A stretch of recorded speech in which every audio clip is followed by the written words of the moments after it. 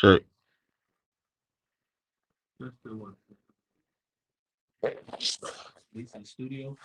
Yeah, I'm still in. Right now, my camera on now. It didn't have me added from the studio. اللهم صل على سيدنا محمد الفاتح لما أغلق والخاتم لما سبق ناصر الحق والحق وهذه إلى صراطك المستقيم وعلى آله حق قدره ومقداره العظيم. بسم الله الرحمن الرحيم. صلى الله على سيدنا محمد وعلى آله وصحبه وسلم تسليما. الحمد لله رب العالمين. أفضل الصلاة وتم تسليم على سيدنا محمد وعلى آله وصحبه أجمعين. ورضي الله تعالى عن آل السادة التابعين علماء آمنين مع أئمة أربعين مجتهدين مقلديهم إلا يوم الدين. أما بعد. Alhamdulillahi Rabbil Alameen. This is day 2 of our program, and the text that I'm going over is the war manual for fighting Shaitan by Sheikh Abdullahi Danfodio, the Qadamallah bi Rahmati Ameen, called Tahdid Insan min al-Kasal Shaitan, the training of humanity against the traits of Shaitan. This text is the summary text for the incursion, the Madakal Iblis, from the text that I did yesterday by Sheikh Uthman Danfodio, Taqaddamullah bi Rahmati Ameen.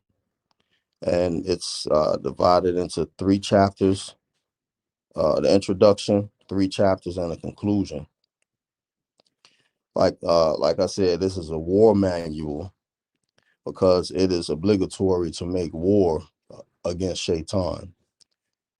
Allah subhanahu wa ta'ala, he says that Shaitan adu wa aduwa, that he is your enemy and treat him as your enemy. So the Sheikh Abdullahi, Bismillah ar-Rahman ar-Rahim, all praise is due to Allah, Lord of the worlds, and blessings and peace be upon our messenger Muhammad sallallahu alaihi wasallam, our master and messenger Muhammad sallallahu alaihi wasallam, his family and companions. So the training of humanity against the traits of Shaitan. The introduction deals with ahwal al-qalb, on the states of the heart, and Shaykh Abdullahi, he used as to clarify the states of the heart as the Khalifa of the body, of the body, the spiritual heart and the physical heart, but dealing with the incursions of Iblis and the traits of Iblis into the hearts of humanity. He says, realize that the nobility of humanity over the remainder of animals is their propensity for direct experiential knowledge of Allah. And it says, sharfu insanu ala sa'iri al-hayawan. And the experiential knowledge is isti idadihi li ma'rifatillahi, and obedience to Allah, obedience to him, ta'atihi. This direct experiential knowledge doesn't occur except in the heart, which, you know, saying, this knowledge, it starts in the heart. So that means that Allah Ta'ala puts it there. Ma'rif, Allah Ta'ala puts it in the heart. This is not something that you can get from reading a book. It only comes from practice and Allah Subhanahu wa Ta'ala giving you success in your practice and putting it in your heart so that you know him. It says the reason for this is that the heart is eminently knowledgeable of Allah. Meaning, meaning that the spiritual heart, it submits to Allah Subhanahu wa Ta'ala, and it knows Allah Subhanahu wa Ta'ala, even when it's in the body of the individual that does not have aql, does not have intellect. The heart knows Allah Subhanahu wa Ta'ala. and spirit and in close proximity to him, and spiritually unveiled to that which is with Allah, especially when it is free from other than Allah. So that means that, so when the heart is free, the spiritual heart is free from anything other than Allah, then there's only presence of Allah subhanahu wa ta'ala, acknowledgement of Allah subhanahu wa ta'ala, knowing Allah subhanahu wa ta'ala that's present in the heart. So the everything that we do, the prayer, the dhikr, the fasting, the sadaqah, the zakat, the mu'amalat, we have presence with Allah subhanahu wa ta'ala. If the presence of Allah subhanahu wa ta'ala is absent, then everything is invalid. Now he goes into um he goes into from that, especially when, while on the other hand the heart becomes veiled from Allah when it is completely submerged in other than Allah, meaning it's completely submerged in the love of everything else besides Allah. It's deeply submerged in committing sins. It's deeply submerged in everything that is not connected to Allah subhanahu wa ta'ala. The bodily limbs, al-jawari, act as the subject of the heart, which is its servants and tools. When the heart is obedient to Allah, then the obedience spread throughout the bodily limbs, and it illuminates them in the form of various forms of worship. So with the presence of Allah subhanahu wa ta'ala being, Allah's knowledge of Allah is always present in the heart, the limbs will follow. The limbs will follow. And the Shehu Abdullahi, he used this metaphor as a relation to the body, the heart, the mind, the bodily limbs being a fortress, being a state, political state and physical state. That all of your actions, when the law is present, is solely geared towards what pleases him. It says the heart is the ruler of the body. It's the Khalifa, right? And its body is his kingdom. In this kingdom, the bodily limbs are like the kingdom's manufacturers and central servants and civil servants. The intellect, the akal, acts as the heart's secretary of state, wazir, while the passions are like the malevolent slaves that reluctantly gather provisions for the kingdom. In this explanation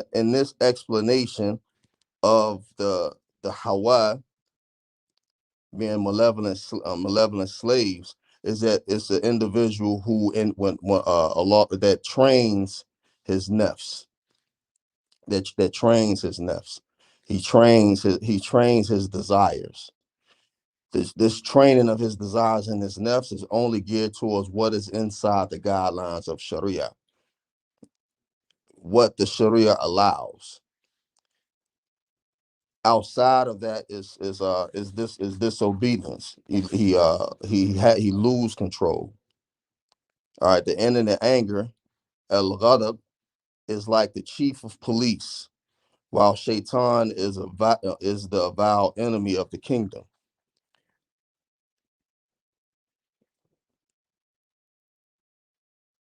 The based custom of the evil slave are instinctively in constant struggle against the Secretary of State, while they are innately in conformity to the whims of the enemy.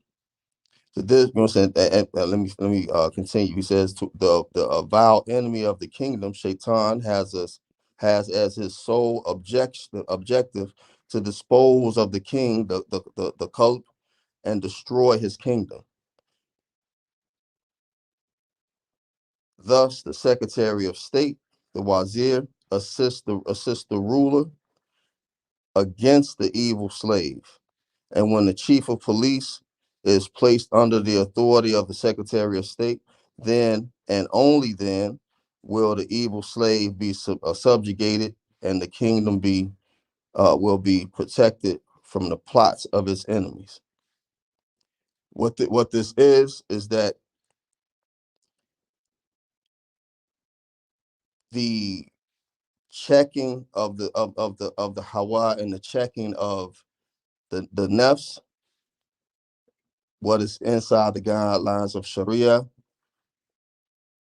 This is the part that this is what is obligatory to fight against shaitan, because shaitan uses this natural disposition of the mankind as a weapon against him, because in essence it's his adversary.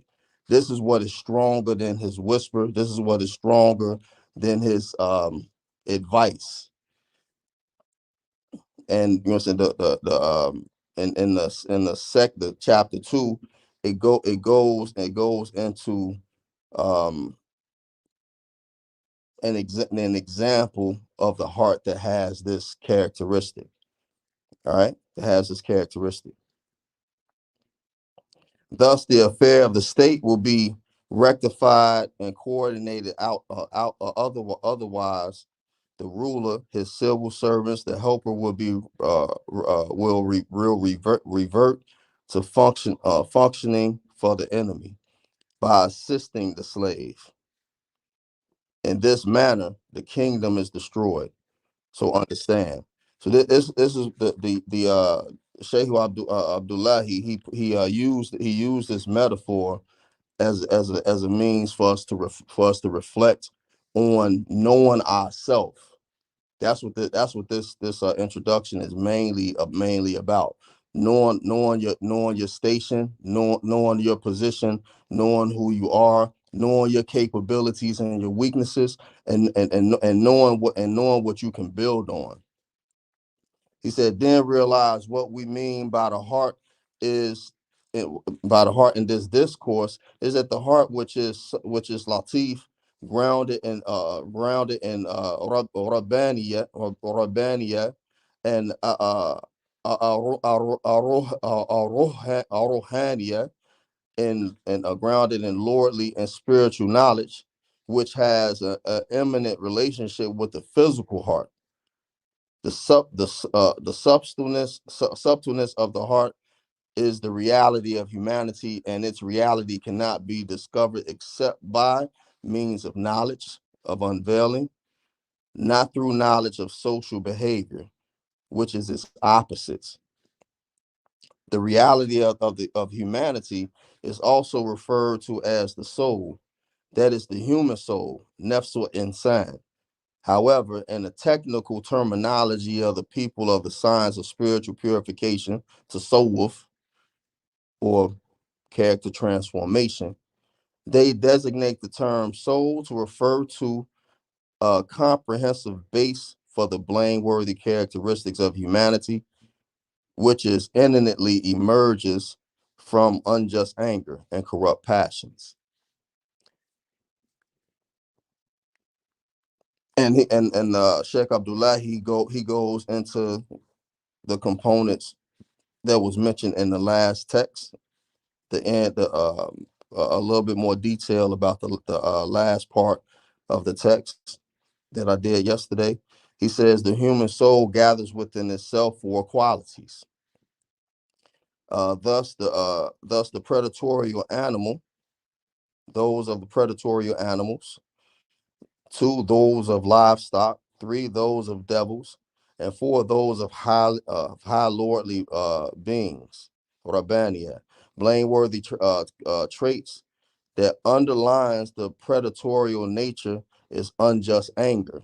The blameworthy traits that underlines the livestock nature is corrupt passions. The blameworthy trait that underlines devilish nature is a combination of both anger and passion. And the blameworthy trait which underlines the high lordly nature are a combination of 8. And he mentions them here. He said love for exaltedness.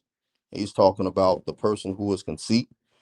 Love for position. He's talking about the individual that love rank. Love for designation. Uh, the fourth is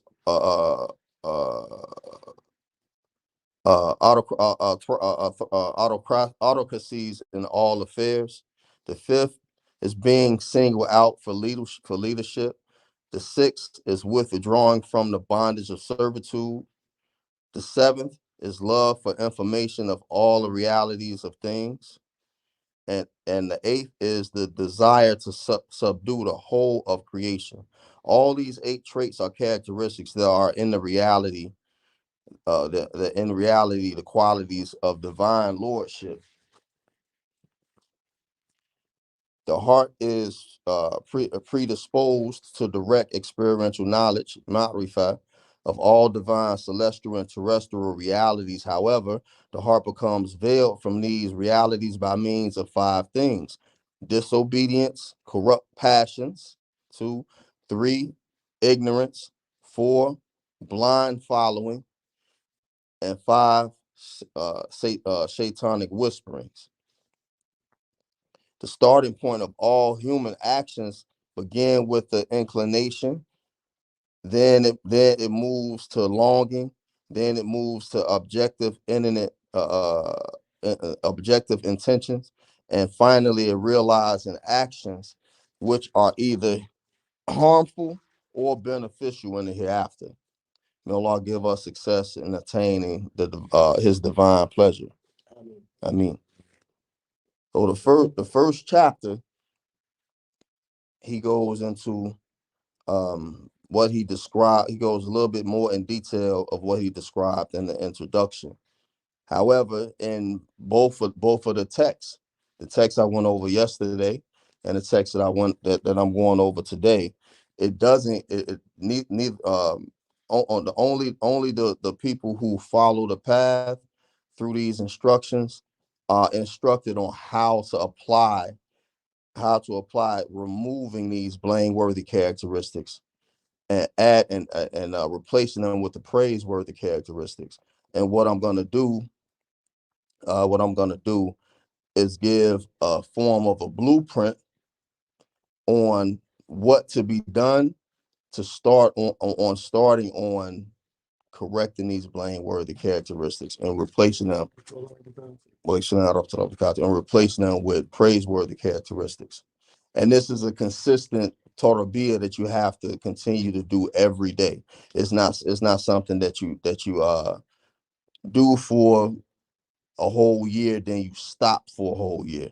It's consistent. However, if you do it for a whole year, then it has already become a habit and embedded in your character of your practice. Once Allah subhanahu wa ta'ala give an individual after some time ma'rifah, then they're not gonna stop with what their general behavior and manner is. However, the Sheikh Abdullahi then followed. He said on the entrances of Shaitan into the hearts of humanity. This is chapter 1.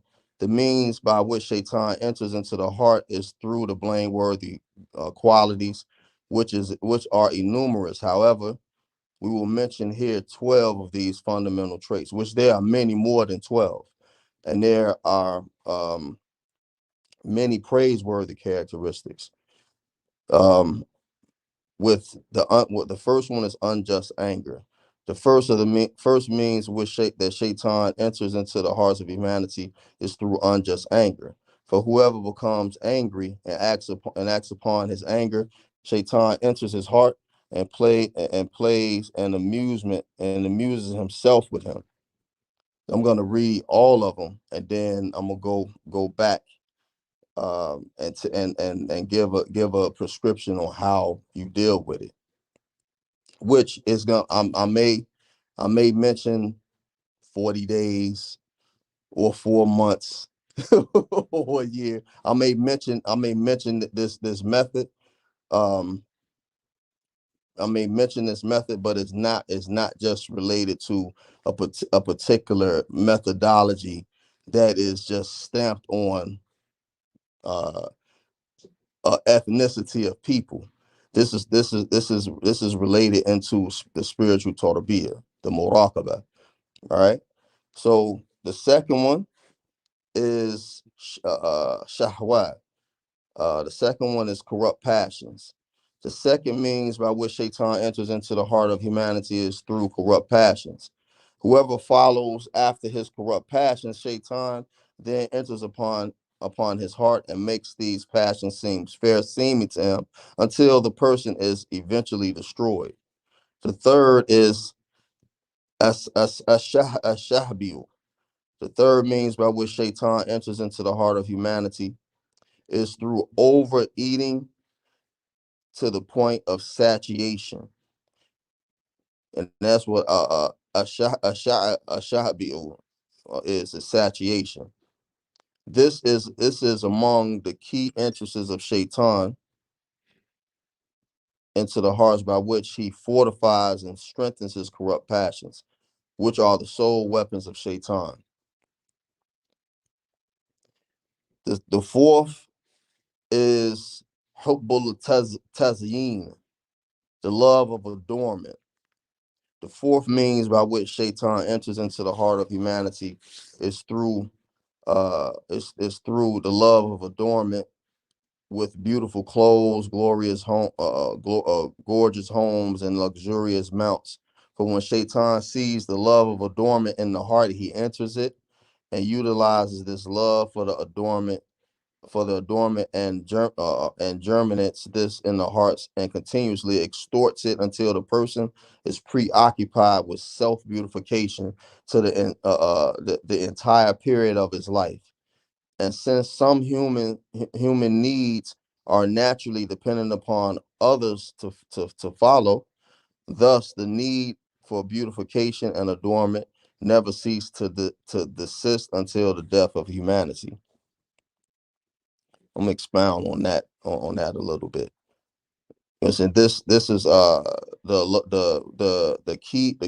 key factor in this blameworthy characteristic is the love of adornment being developed. And it, and this is what Shaitan, he uses certain traits to to the humanity to get them to develop a love for adornment. This is the part where you have to check the nefs. All of us like to drive fly cars and nice clothes. You know what I mean? Comfortable home. You know what I'm saying? This is natural necessity. But what Shaitan, which was into the heart of humanity in regards to this blameworthy characteristic, he he makes the individual go beyond what's necessary and become extravagant in this.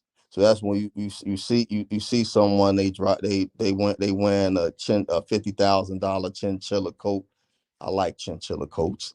They wearing some alligator gator shoes. I like alligator gator shoes.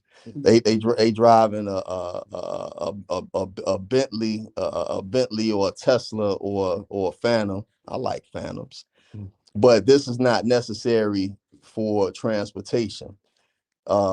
A chinchilla coat is not necessary to keep warm. They really don't keep you warm anyway. If you have anybody ever wore a chinchilla before, they really don't keep you warm. Um, and you know what I'm saying, I became simple. So you put me in a nice little room or whatever, but I like a spacious house. You know what I'm saying? My thing about a spacious house is that I don't want anything but a kitchen and a bathroom. Everything else can be open. Everything else can be open. You know what I'm saying? Even like one of the designs for a house that I wanted to build, it's not gonna have any walls. It'll be a couple of floors, but it's no walls. Only walls is what is private, right? If the bathroom, kitchen, I might have a big bedroom where I sleep at, or a few bedrooms, but them the only walls that you will see coming into my house. You're gonna look in the front door. It's gonna be shotgun. Look in the front door and see the back door. You know what I'm saying? But but you know what I mean. However, this is an example of extravagance. You know what I'm saying? Of developing a love for this adornment, which go beyond a necessity. Now the fifth one is tama'u, which is covetousness. The fifth means by which the shaitan enters the heart of the human heart is through covetousness. For what humans possess, the one who is the one who is overcome by covetousness, shaitan persists in causing the person to smooth things out for the one whom he covets, and to embellish himself to him by means of showing off and fraudulent behavior until the thing which he covets become like something which is worshipped.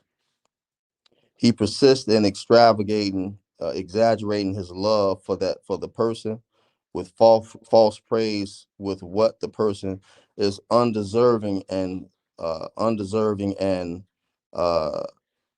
sarcophagy, until he fails to command a person to what is right and forbid from what is wrong, from indecency.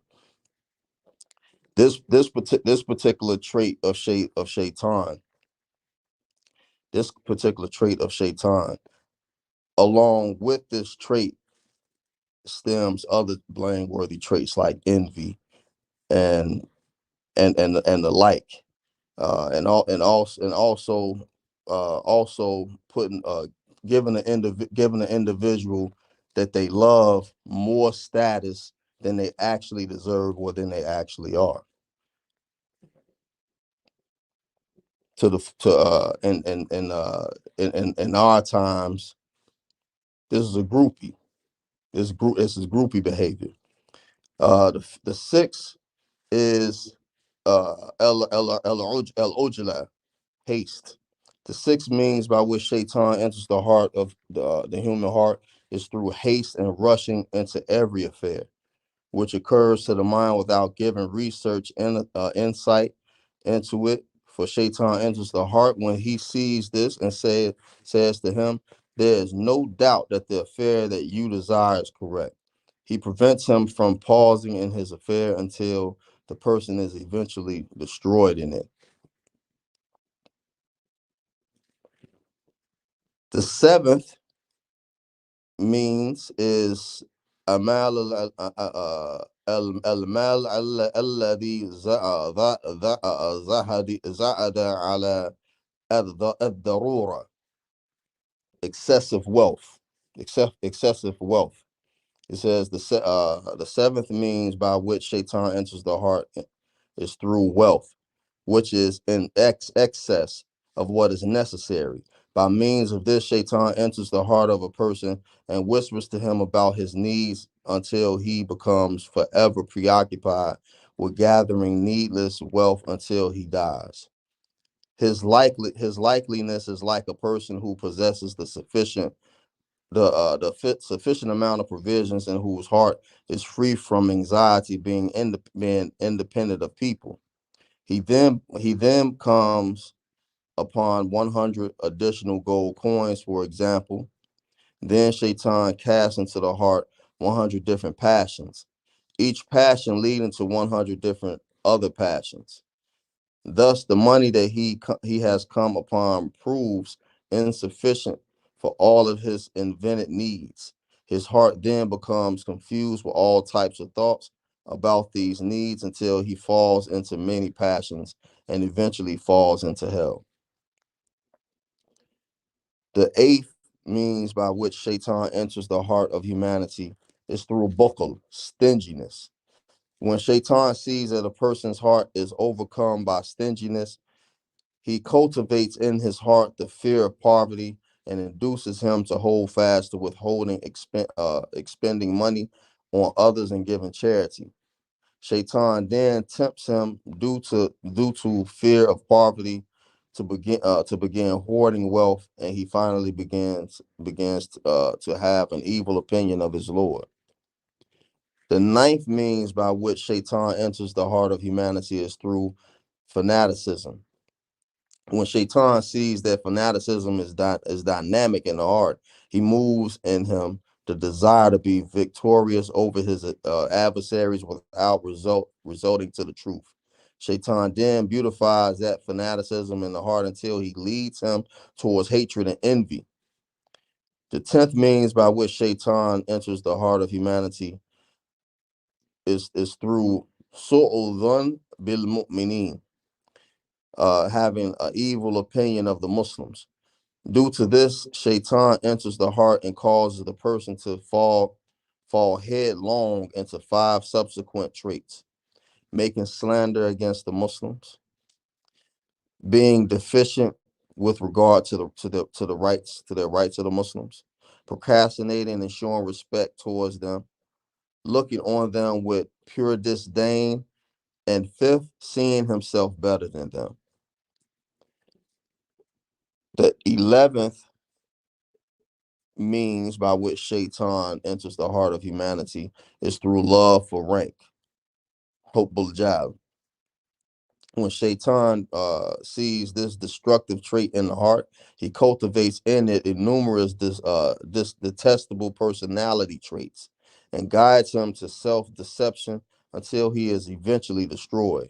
The person erroneously think that he is among the redeemed and there's none like him. Shaitan then cultivates this in his heart, the need to be preoccupied with giving lectures to people. Then, by means of self deception, Shaitan causes him to be ostentatious by eloquently beautifying his words for the people, by falsely manifesting his desire for good for all the Muslims. Shaitan says to him, if you do not perfect your expressions for them, then your words will plunge in the hearts of the people, and they will not be guided to the truth. Shaitan thus urges him to show off and love people's acceptance based upon what he sees. He thus takes pride in his numerous followers and other destructive traits. And the 12th means by which Shaitan enters the heart of humanity is through kibr, arrogance. It is among the most it is among the most intense of the destructive blameworthy traits. The abhorrence of arrogance is not hidden from anyone. May Allah protect us from it. The outcome is that every blameworthy trait is an entranceway for Shaitan into the heart of humanity. For this reason, humanity should be on guard against all blameworthy traits, and may Allah give you success in arriving at what is correct.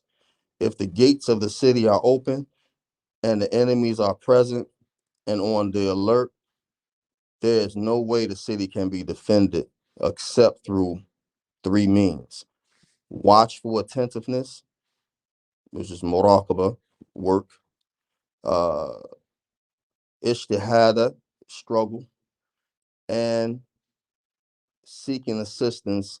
It's anatul billah, seeking assistance with the law. There's no power or might except with the law.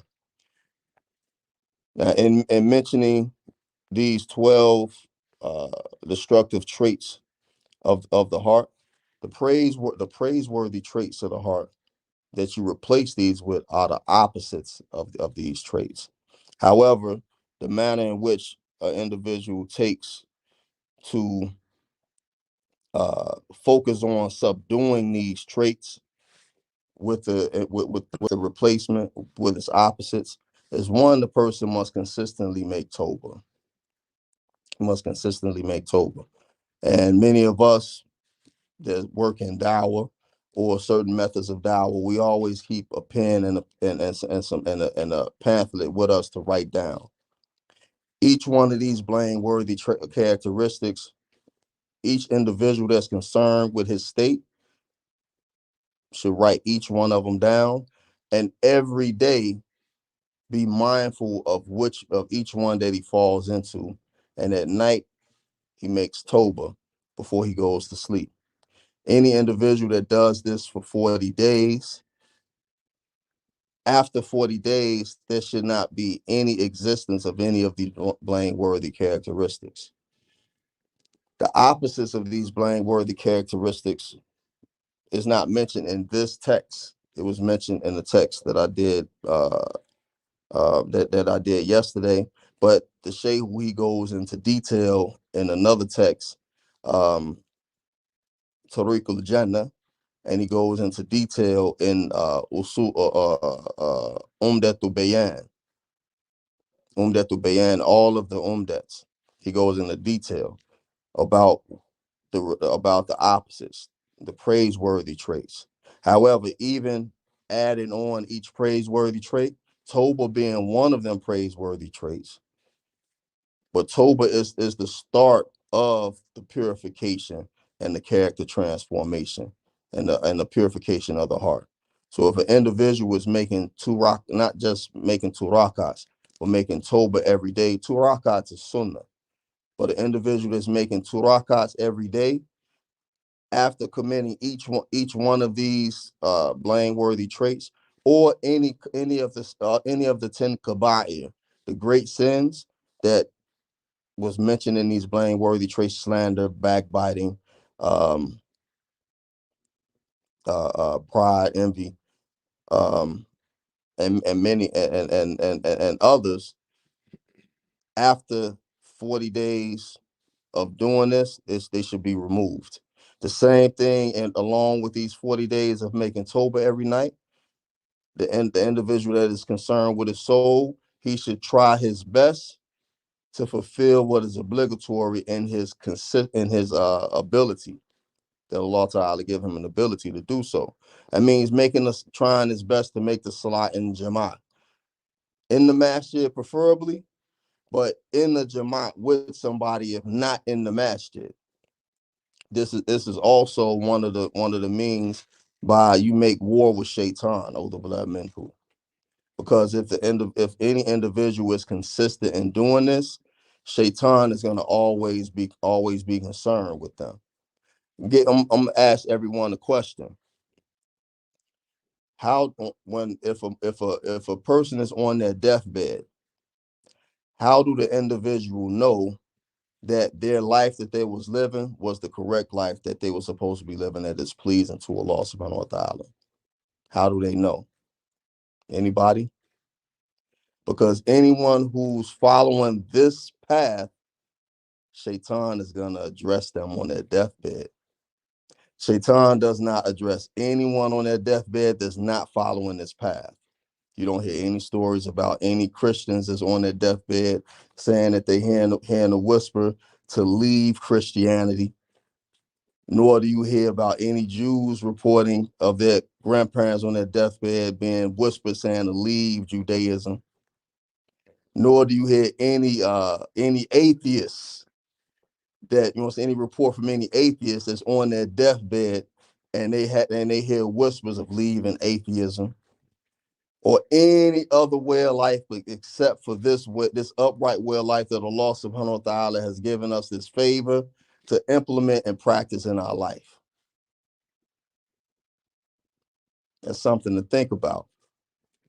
That's a sign that Allah subhanahu wa ta'ala favored us with this deen, favored us with following in the way of Rasulullah sallallahu alaihi wasallam, and trying to compete with the righteous in good deeds. If we can't compete with the righteous in doing good deeds, we compete with the sinners in making Tawbah. So this chapter two is on the subtypes of the heart. This chapter on the subtypes of the heart is actually related to the three nafs that is associated with the human soul. Nafsul amara, nafsul lawama, nafsul mutama'inna, which Allah subhanahu wa ta'ala mentions in different ayahs in the Quran. However, the Shehu, he mentions his Shehu Abdullahi then Folio to Ameen. He mentions these not in that same order that I mentioned them, but in the subtitles of the heart, because in the beginning of the introduction, he mentions that the heart is the ruler of everything that's related in the body. So he says the subtitles of the heart are three, and he mentions the the most serious one, the worst one first, and then he switches up. He says the first type is the heart that is advanced with fearful awareness, of Allah, and purified by spiritual discipline from the passionless character. He mentions the one of uh best ones first. This type of heart is the cradle of real governance, which is reinforced with the force of illumination and guided to all spiritual good. This type of heart will not be harmed by the intricacies of Shaitan, because he will be protected within uh an impregnable force. So he mentioned the first one, which is the greatest self, nafsu mutma'inna. The second type of heart is the heart that is made lethargic by following corrupt passions. This is the part of the heart that is associated with nafsu amara, the self that is inclined to evil, that is inclined to evil. He says, and corrupt passions and completely open to shaitan. When notions operate in this type of heart, the notions of the corrupt passions also become operative. Then the intellect rises to defend the heart from these onslaughts, but it finds the heart has become fond of it has love for being in the service of the corrupt passions and completely inclined to them. Thus, the intellect finds no way in which to defend the heart, which results in Shaitan encountering it and adorning the passions until the authority of the true faith is weakened. The corrupt passions that then ignites the fire of rebellion until its smoke arises to the intellect, confusing it and causing it to disobey the heart, and eventually becomes conciliated to the passions. The heart then rushes into following after the corrupt passions until it becomes like the saying of Allah subhanahu wa ta'ala. It is the same whether you warn them or you do not warn them. They will not believe. The third type of heart is where many of us is in this state. Because our heart is consistently in this state. There's the third type of heart, which is repeatedly wavering between thoughts of passion and thoughts of true faith. This type of heart is consistently plagued with the armies of the lower soul being dispatched to assist the corrupt passions, while the intellect and its forces rise to give assistance to true faith. Shaitan, as a result, induces the corrupt passions to carry out military offense against the intellect by strengthening the false claims of the corrupt passions. The ruler also orders military offenses against Shaitan by seeking the assistance of the intellect and true faith. The result is that the governance of the heart remains consistently shifting between these two military forces until the one that is foremost vanquishes the other.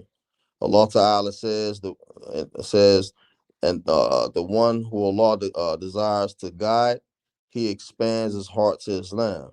But the one he desires to lead astray, He makes his breast constricted and obstinate. If Allah assists you, then there is none that can conquer you. If he desires to forsake you, who is there that can help help after him. So let the believers solely rely upon Allah subhanahu wa ta'ala. So in that chapter, he equates the heart with the net. I got like 45 minutes, right? All right. Well, inshallah ta'ala, we'll pause here, and after Maghrib we will continue, inshallah. Ask the question real quick.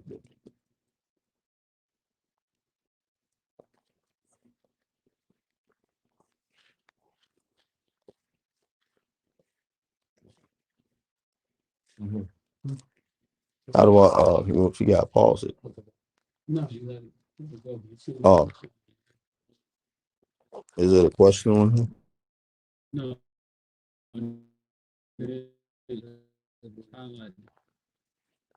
Uthman and Folio, Rahimullah, mentions types of heart. One greater self. Two lethargic hearts. Following. That was a comment. Uh, that was a comment. But,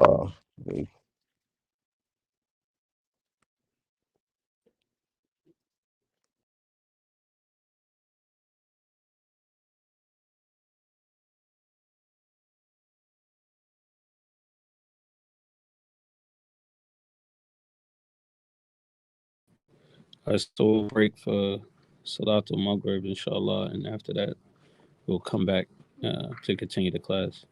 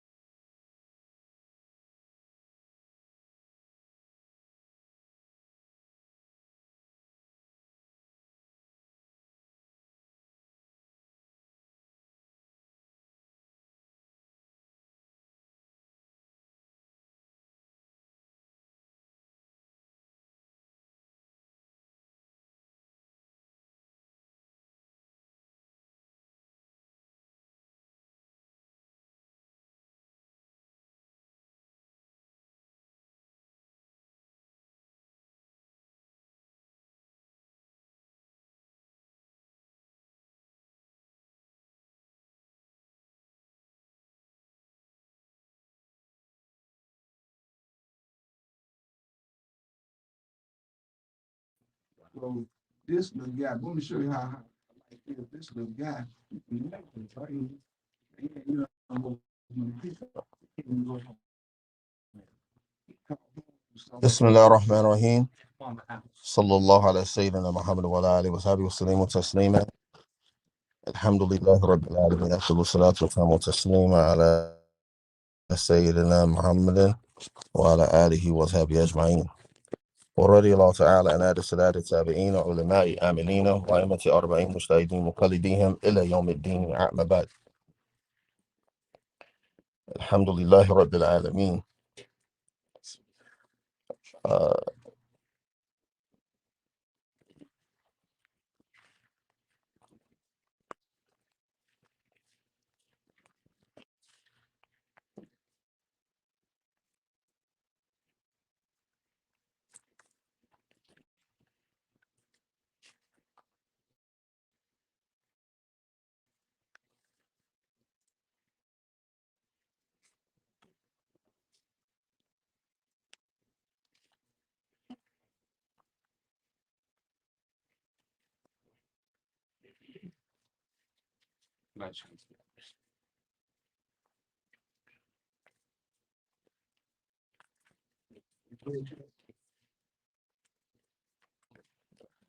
It's not, I'm streaming, so it's not coming through. Yeah. Probably be after I log out. That's you, right? Yep. Okay. All right.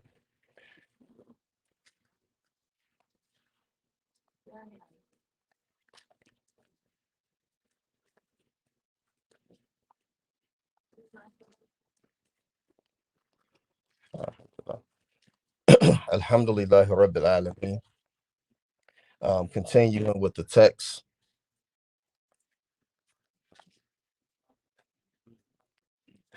La ilaha illallah. Continuing with the text. Tahdid al-Insan min al-Qasal al-Shaytan.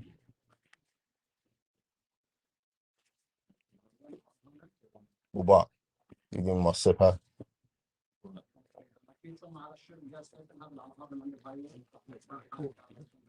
Shukran.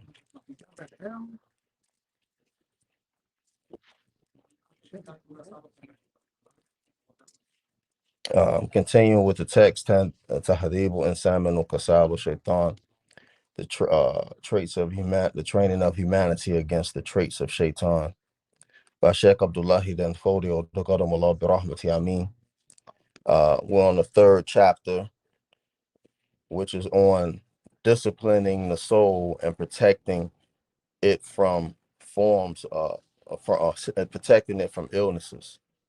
And this is related to the illnesses related to the heart, which I had explained from in the first chapter on a method on how to correct and work on removing the blameworthy characteristics and replacing them with the praiseworthy characteristics. The Shaykh Abdullah, he says, realize that all illnesses are only cured by their opposites. Thus, ignorance is cured by means of knowledge.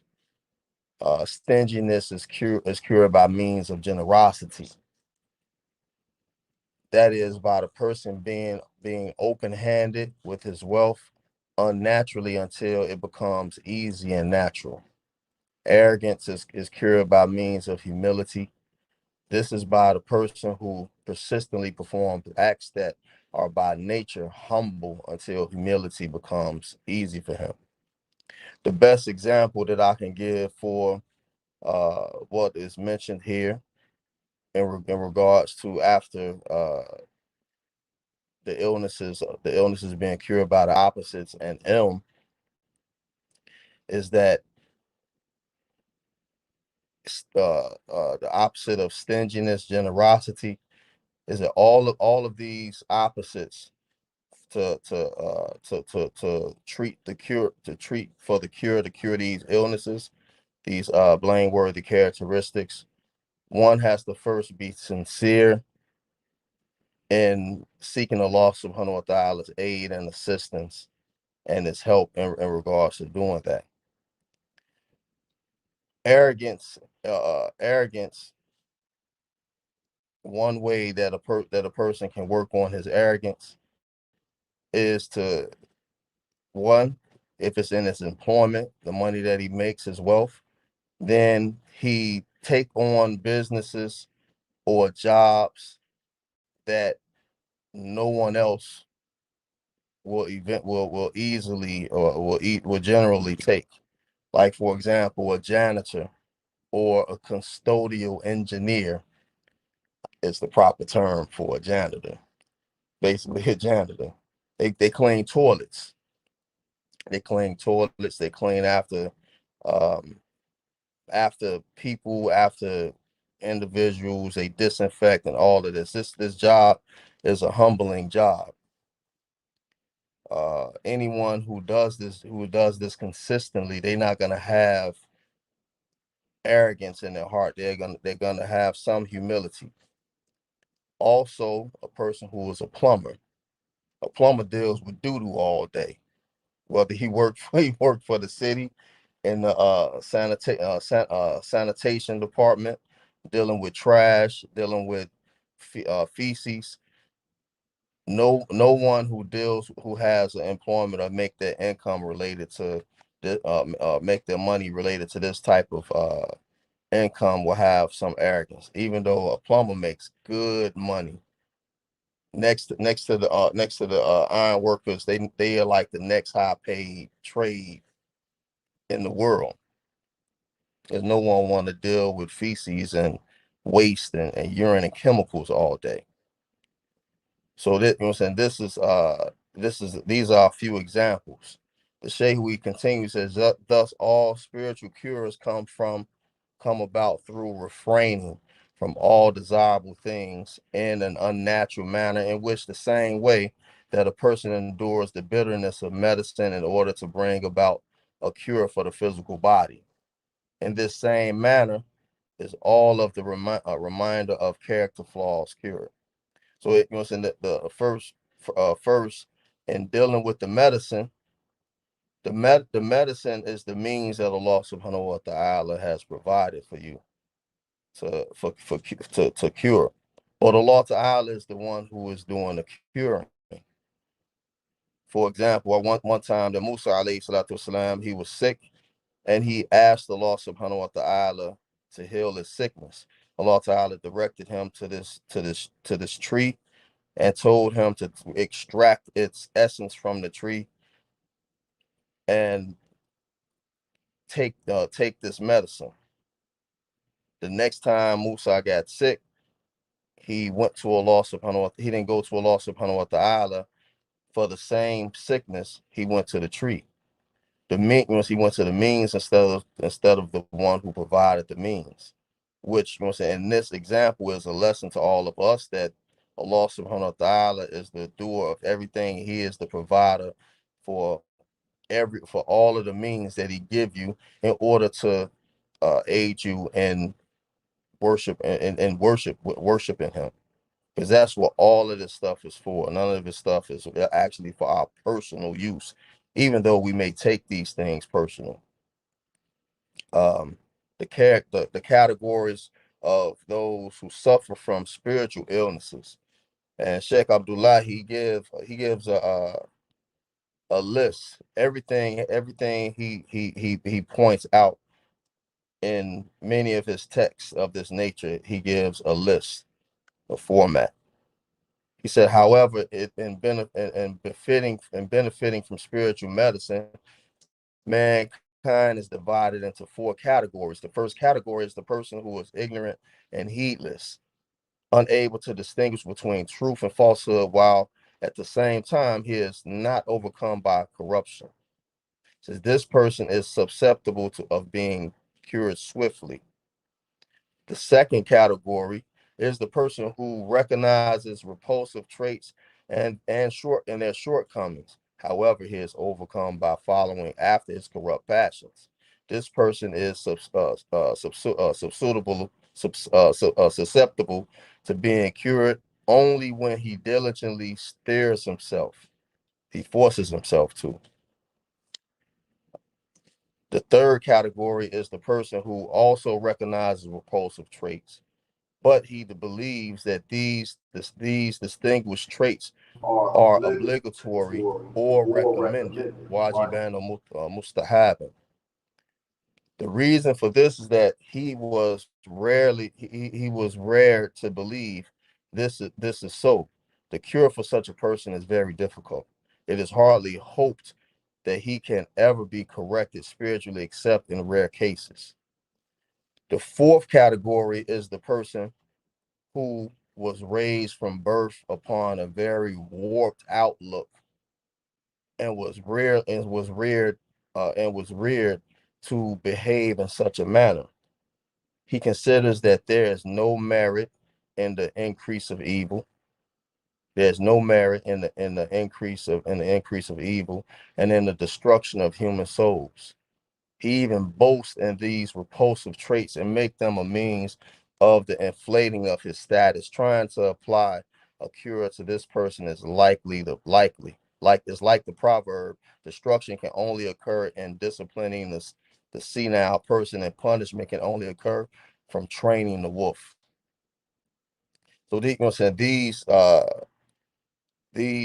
cures, categories of suffering from spiritual illness, the way to remedy and treat them is through first the book of Allah,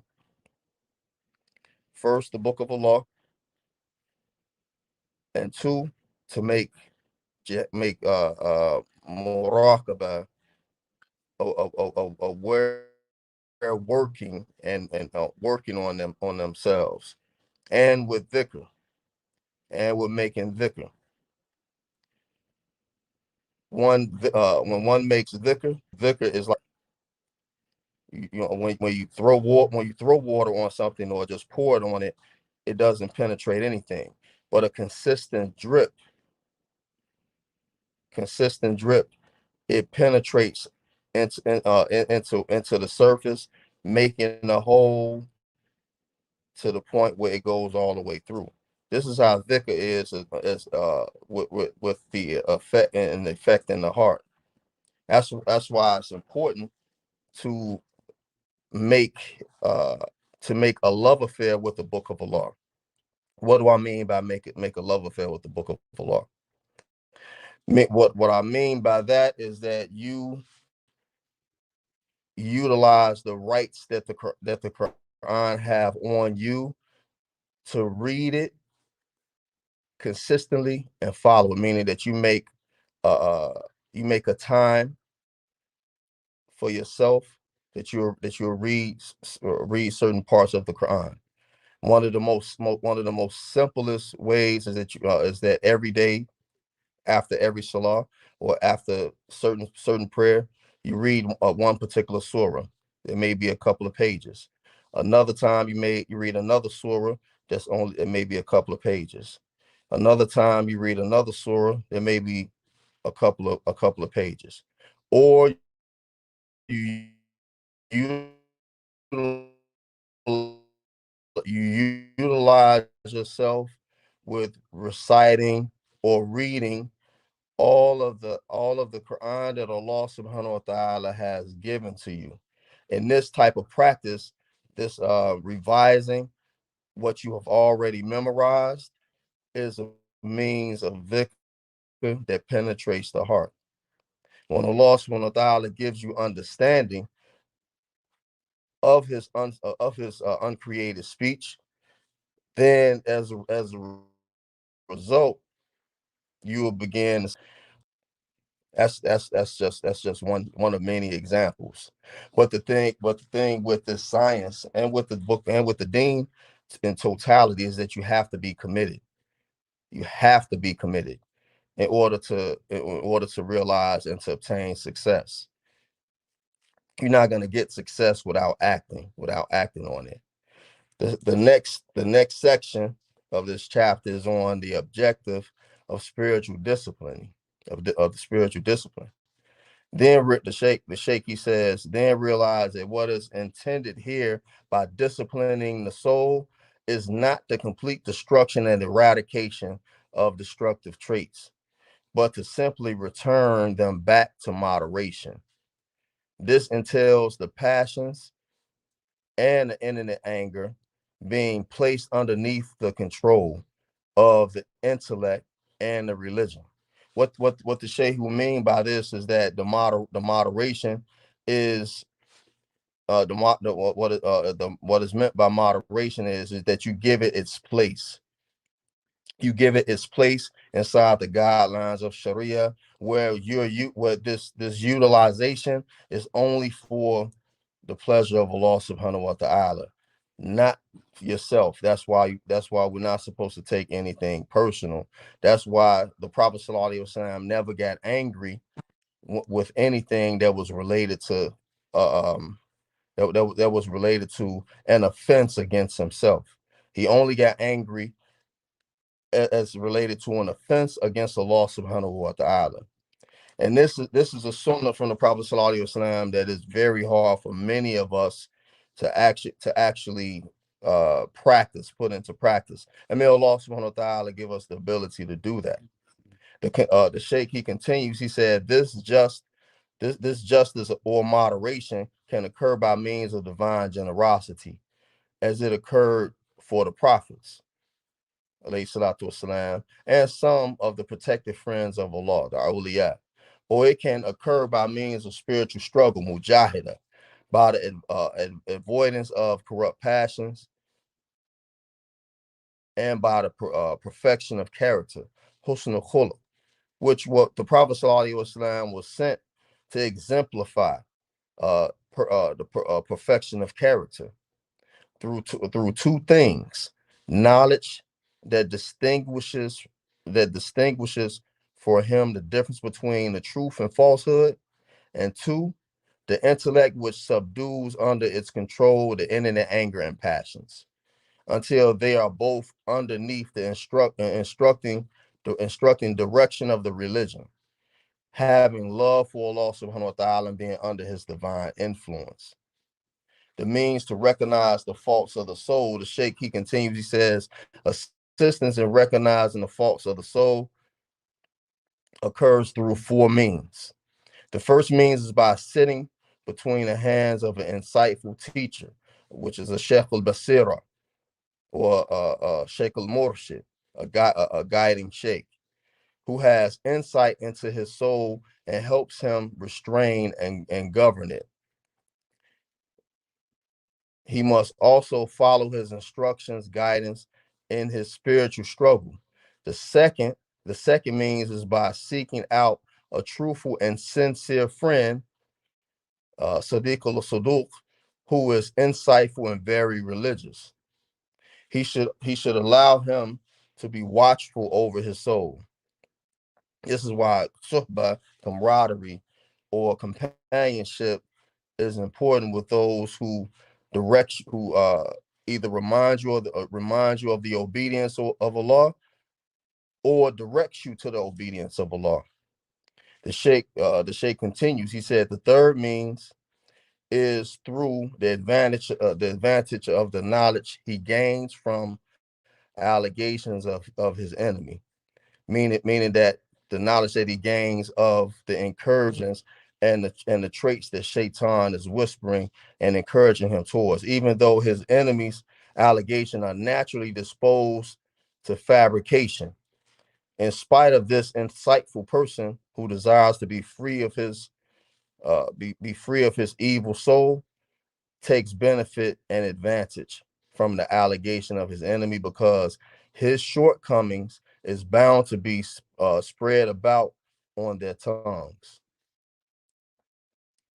The fourth means is by intermixing with people so that every reprehensible thing that he sees from them, he should input the same on himself. So what the people that he intermix with, they act as a mirror between him and them, and their shortcomings, he should also see in himself the very same shortcomings or worse, and then seek to avoid it. The agencies of spiritual discipline. Sheikh Abdullah, he continues, says, then realize that a person must, out of necessity, seek to earn what is permissible, but he should limit his quest to that which is sufficient for his needs in dress, in marriage, in homes. Along with this, he should adhere to 4 spiritual disciplines that will assist him in eliminating blameworthy characteristics and argumenting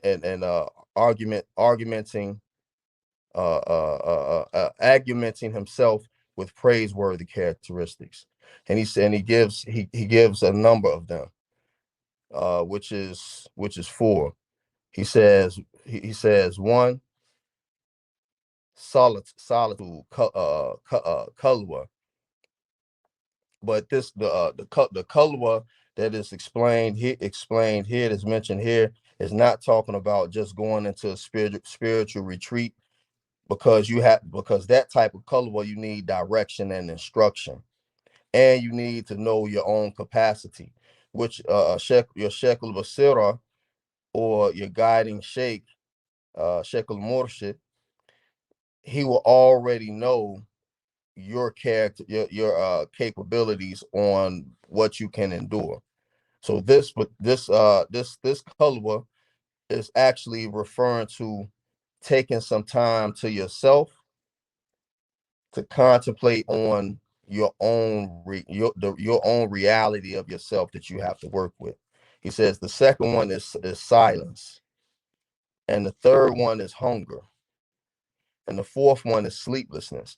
And these 4 characteristics, silence is referring to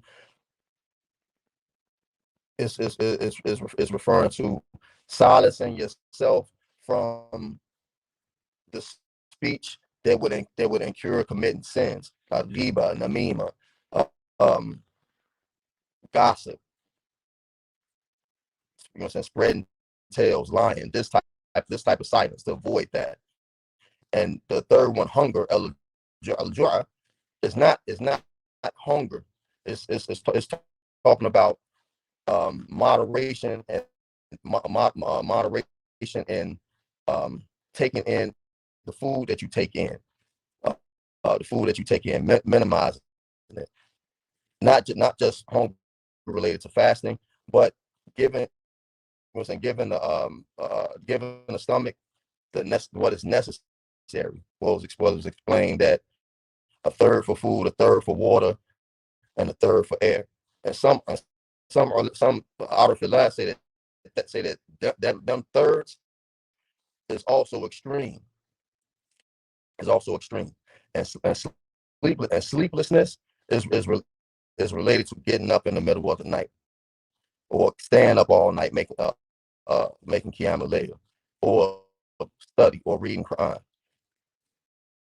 Little sleep with much work.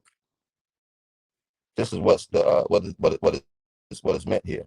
Thus, he will be able to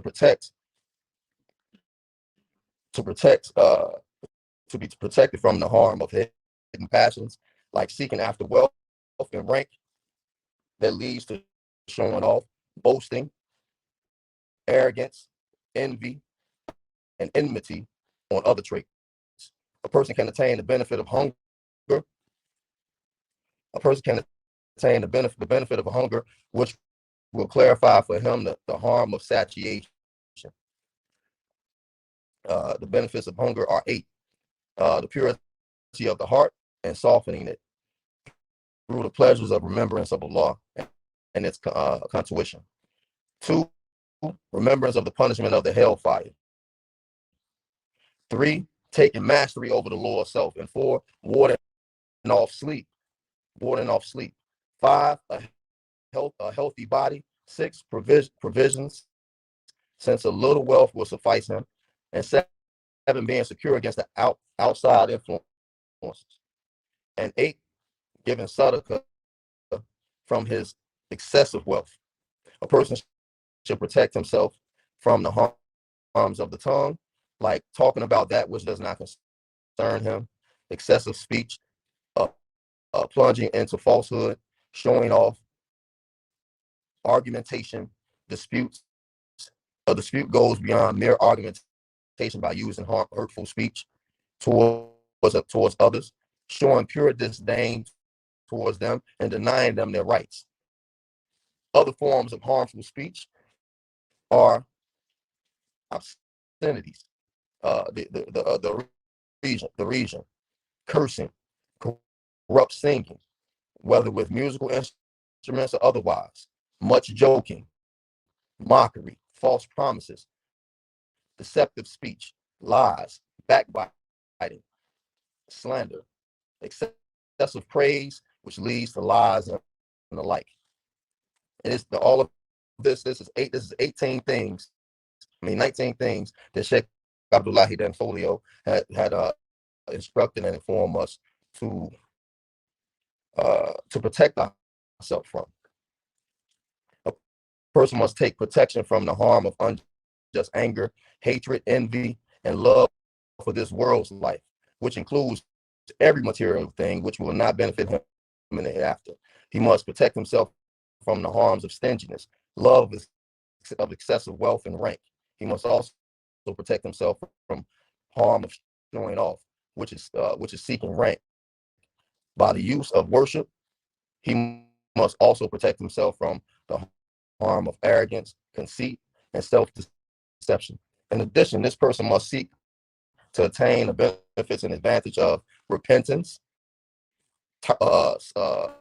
patience, sabr, gratitude, fear, hope, truthfulness, sincerity, contentment with him, and 12, being attentively watchful of him with every breath and remembrance of death and other praiseworthy traits.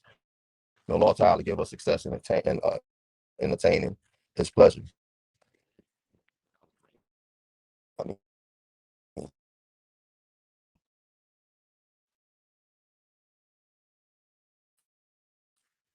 Now this next section is the conclusion.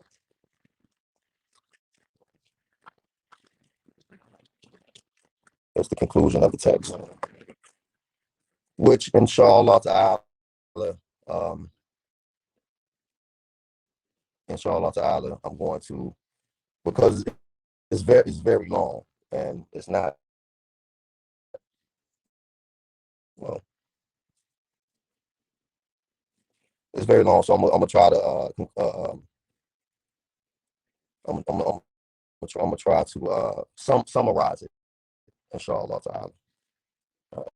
So it's very long that we're running. It's getting very late, running out of time. Got another program after this.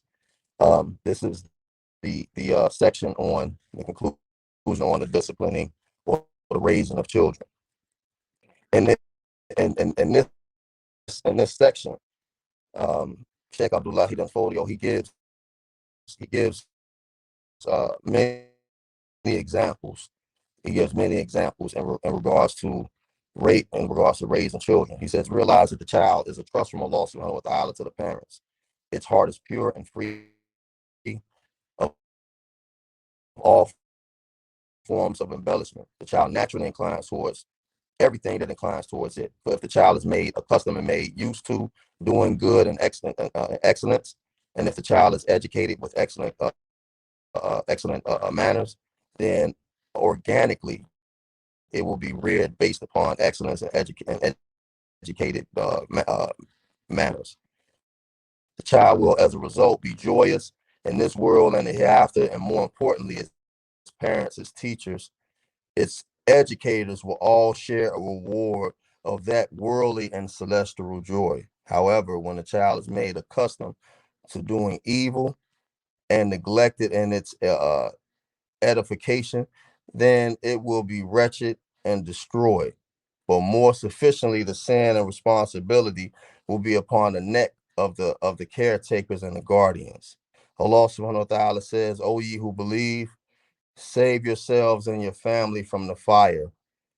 Therefore, if the parent is responsible for protecting the child from terrestrial fire, then it is more responsible to save the child from the fire of hell, the fire of the hereafter. And you know what I'm saying, in this chapter, the Sheikh Abdullahi then Folio, he basically gives us an example on how we raise the children. The children, you know what I'm saying, children, they automatically imitate, especially from the age from uh they're a baby, a few months, or 6 months, 10 months, all the way until they're 10 years old. Even at the age of 5, 6, and 7, they still imitate what they see. So the influence that you give on a child, they mimic and they repeat what the elders, what people that are their adult, their parents do. So if their parents are eminently rebellious, guess what's going to be instilled in a child? Rebelliousness.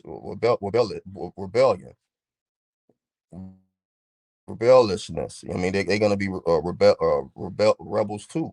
If the parents are eminently trying to be righteous or practice righteousness, the child is going to eventually practice righteousness as well. However, in the child's rearing, they also examine who are the companions of their parents also. You know what I'm saying? So if they're gonna see in their in the companions of their parents certain characteristics, they may be the opposite of their parents, and they may see certain characteristics of their parents, who they their close friends and companions, that are similar to what they see from their parents. In our time, this is something that is like almost non-existent, uh, because look at the example of what's going on in the world, not just with technology, but the behavior that the people have is not foreign to the behavior that people had thousands of years ago or 1,000 years ago. With time, every way of life, it declines. That's why we're, you know what I'm saying, the closer we get to Yom Kiyama is what we're experiencing. We're experiencing the fruits of Tajdid being ignited. You know what I'm saying? Being ignited in these last times. In these last times, the child the child that has parents that are consistently are consistent in being in awareness of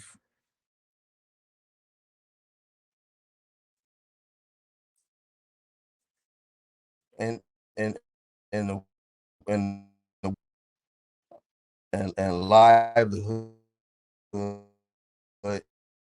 and their dean way, when they may develop the same characteristics. You know, so many of us, when we raise our children, many of us, trying to raise our children to be better than what we are. Many of us who have children that's grown, some of them, Allah Ta'ala decree for them to go a different direction that we're going. And some that are grown are going in a much further extensive direction to surpass us, to the point that our children become our teachers. That's really the purpose of teaching anyone, so that they can surpass you, because it's not personal. It's not about you. It's about planting the seed and benefiting from what the harvest comes from, the fruits that are raised from that seed.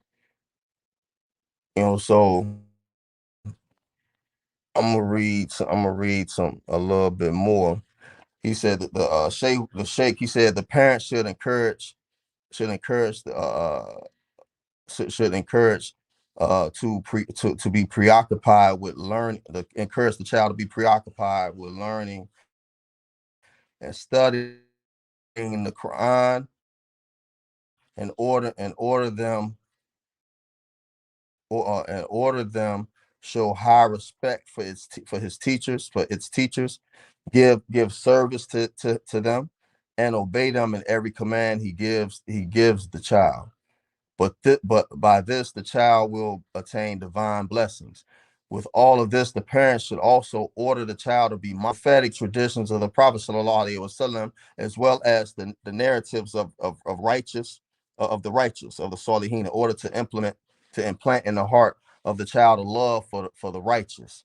More importantly, whenever the child exhibits the refined character and praiseworthy actions, he should be honored and revered and even rewarded for it. This is one of the things that we have to practice at doing, because a lot of times we don't uh do this type of practice with our children. We expect appreciation from our children, but we don't give them appreciation in what we have taught them or set them on the path of. You know, so they should be rewarded. Um, it should be let's see.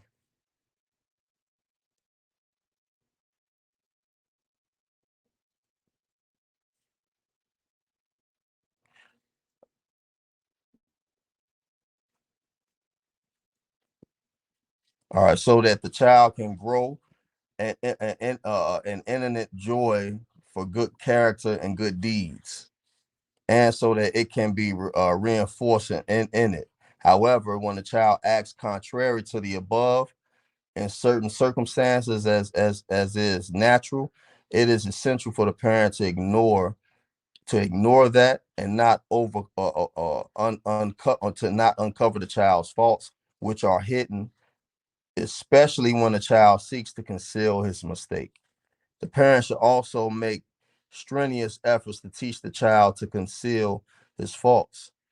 For if the child is overcome with mistakes, perhaps they will follow freely upon him until no longer to it no longer cares whether others know or not. The only way a child can learn this reality is that he see this in his parents and his elders that he or she is around. So if the child does not see this characteristics in his parents, or who he or she are around, then they're not gonna have this characteristic. It's not gonna be embedded in them.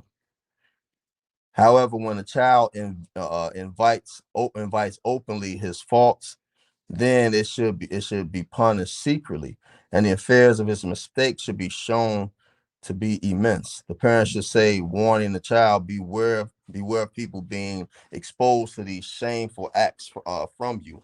While why are you exposing yourself to them? This is trying to teach the child humility and shame.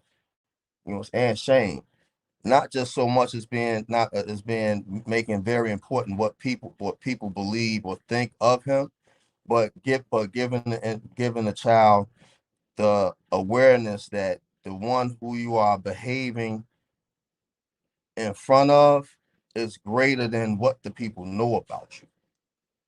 All right, and you should be this is where your shyness, this is where the shyness is to be concerned with. However, the parent should not be overly excessive with punishing words, with punishing words against the child all the time,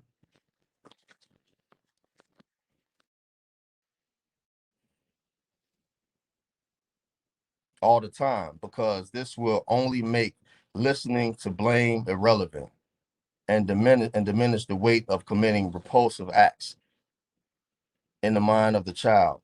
On the contrary, the parent should only reprimand the child with discipline. Rarely, the mother should threaten the male child with his father, but he should forcibly restrain him from committing repulsive acts. So, in in summary to the conclusion, what Sheikh Abdullahi Folio is basically explaining that the blueprint and the format to raising our children and our development is from the book and the Sunnah, and that we follow it and we be dedicated to it, because the children, they're gonna by nature naturally imitate us, or naturally want to be like us, or naturally want to be better than us.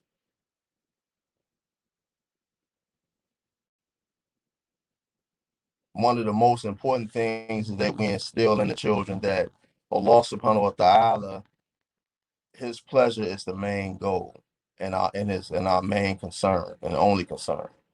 So subhanaka Allahumma wa bihamdika ashhadu an la ilaha illa anta astaghfiruka wa atubu ilayk. سبحان ربك رب العزة ما يصفون والسلام على المرسلين والحمد لله رب العالمين برحمتك يا أرحم الراحمين والصلاة والسلام على رسول الكريم أمين. What time do y'all call the event?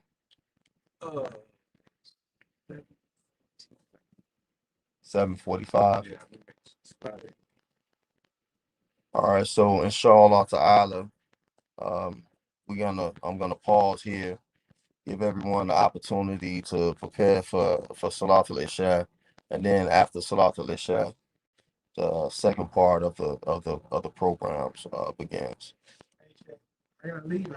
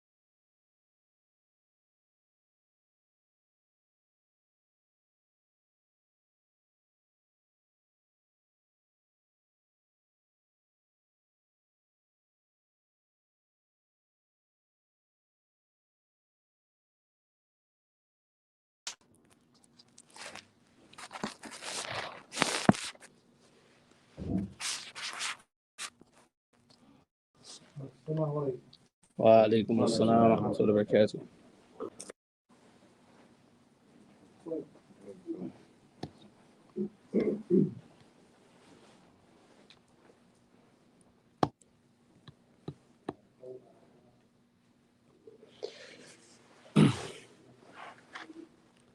أعوذ بالله من الشيطان الرجيم بسم الله الرحمن الرحيم وصلى الله على سيدنا محمد وعلى آله وصحبه وسلم رضي الله تعالى عنه والسادة التابعين وعلماء آمنين وآئمة أربع مجتهدين ومقلديهم إلى يوم الدين أما بعد. السلام عليكم ورحمة الله تعالى وبركاته. Inshallah, we'll continue with my second presentation. Inshallah, this more so now is geared towards Tajdid, revival, renewal, right? And Islam now is in dire need of Tajdid, not just in America, but around the world. But however, we can only be focused with what we're dealing with right and present it right in front of us. So what we use to make preparation is a text by Sheikh Uthman Fodio, Taqaddamullah bi rahmati Ameen, entitled The Ihya Sunnah wa Ikhmal al-Bid'ah. And in his muqaddimah, in his introduction, it kind of like prep, the student slash reader, the etiquettes, the how you conduct yourself as the person that is calling people and their attention back to the deen of Allah subhanahu wa ta'ala.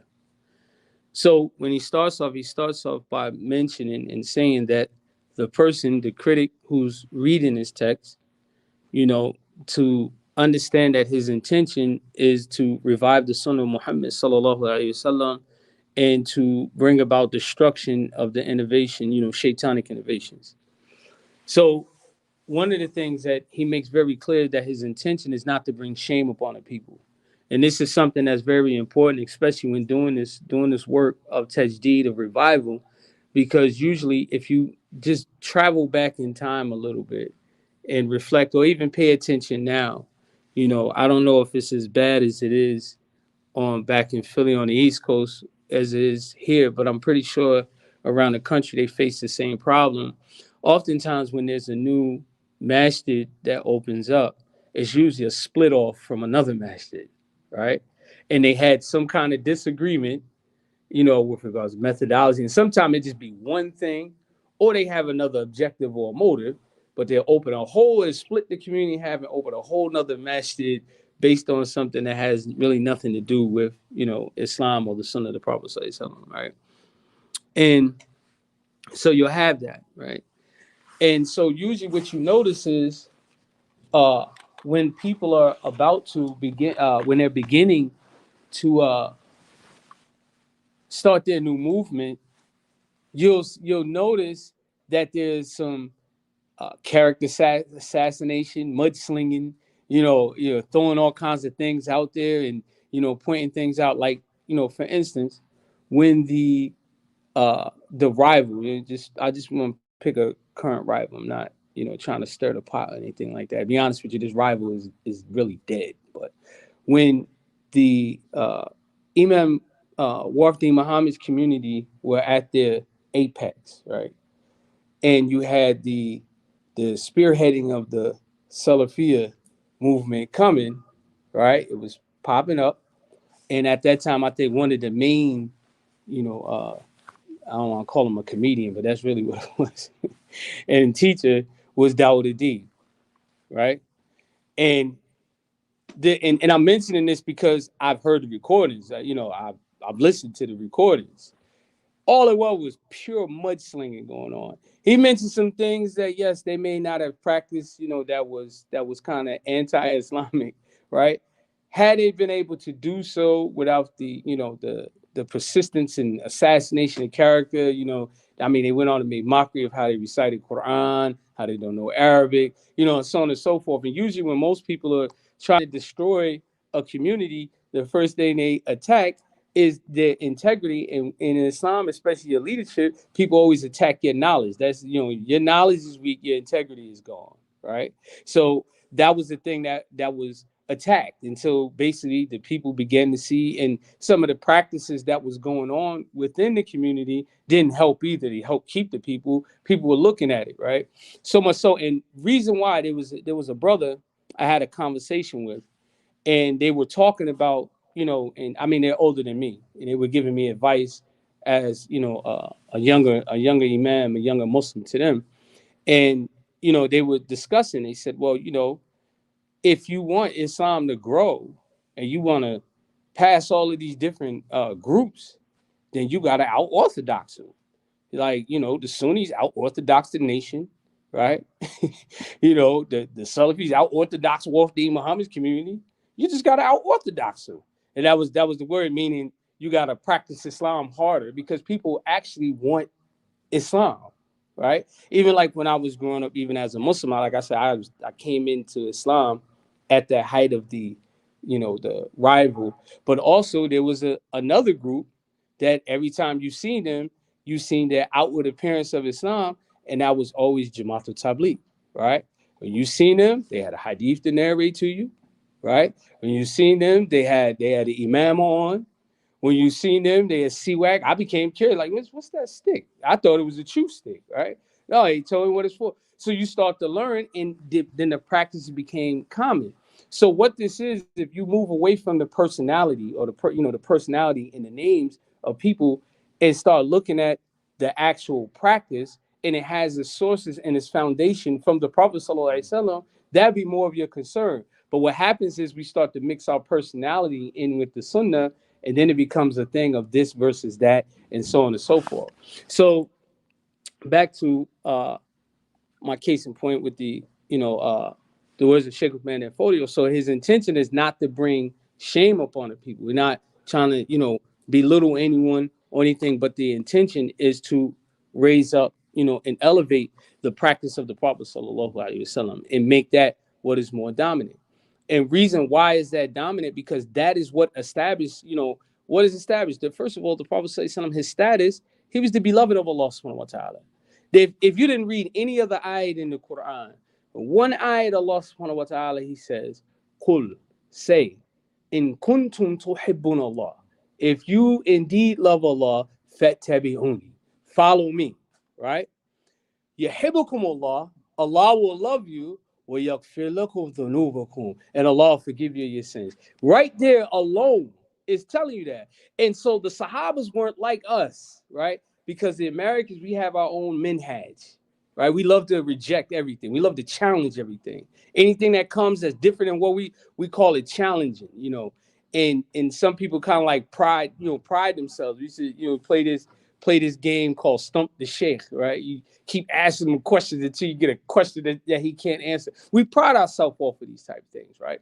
The Sahabas weren't like us. The Sahabas, they literally, everything the Prophet ﷺ did, they looked and they followed. So much so, like Ibn Omar, the son of Omar ibn Khattab, he used to just walk his animal around this particular tree in Medina. And when they asked him, like, why do you do this? What is the reason for you doing this?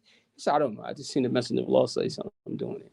For us, we'll be like, man, I ain't following no man like that, and this, that, and the third. And this is how you develop what we have today, Islam in America. A lot of our Islamic practices and our ideology and what we consider ijtihad is based off of just not wanting to accept, right? That's what the whole argument, and it honestly is deeper than just what we're experiencing in the West. Honestly, colonization, the whole colonizing actually play a part in this as well, where these things come up and they start to become a discussion of argumentation. What is considered Western clothing? What is considered Islamic attire? The one is denying that there's no such thing as a Western attire. The other one is saying, we have to, stick to this. One has a basis of sources in the Sharia. The other one has its sources where they exaggerated some of the portions of the Sharia and made their own, come to their own conclusion, and so on and so forth. So now you have these fights. You have niqab versus no niqab, short pants versus long pants, a long beard versus short beard, all of these things and everything. And if you honestly, you look and you start doing a chronological timeline, you'll see that a lot of these discussions and arguments and fights started coming after the Muslim worlds were becoming colonized. Because those same Muslim worlds that you've seen at one point, they used to have the, the strict, adherence to Islamic law and practice. Almost every Muslim country, right? And I learned this in college. One of my professors, she was actually teaching a class and it was a sociology class, but she was just talking about like world history, right? And she said there's one thing that all European nations leave behind when they colonize a country. And she said, you know what that is? So we was like, I can't think of anything. The only thing I can think of, and I know that in some places in Africa, they still wear the wigs that, the white man used to wear in America, the wigs and things like that. And so what she said was they leave behind the judiciary. They leave behind the judiciary. And if you look at every Islamic society, it is, I don't care how they put it, the Islamic monarch of such and such monarchy, that whole kingship that's in the parliament, the Islamic parliament, that is all mimicking Britain. You can tell the English speaking countries, right? So then she went on to say that there's one state in the United States that you could tell that which European used to run that state. And we all sitting there like, what are you talking about? Hey, Louisiana was once colonized by the French, and they mentioned the methodology that they use on how they convicted, find their people. Basically, the lawyer has to got his mind made up. Like, look, this is what it is, right? They got to make sure that you know how we always say you're guilty until proven innocent. Well, that's literally how it is. They say, and if you look at Louisiana, they don't have counties; they have the parish, right? So you can tell by the judiciary. So you'll find a lot of these arguments and debates that we have today.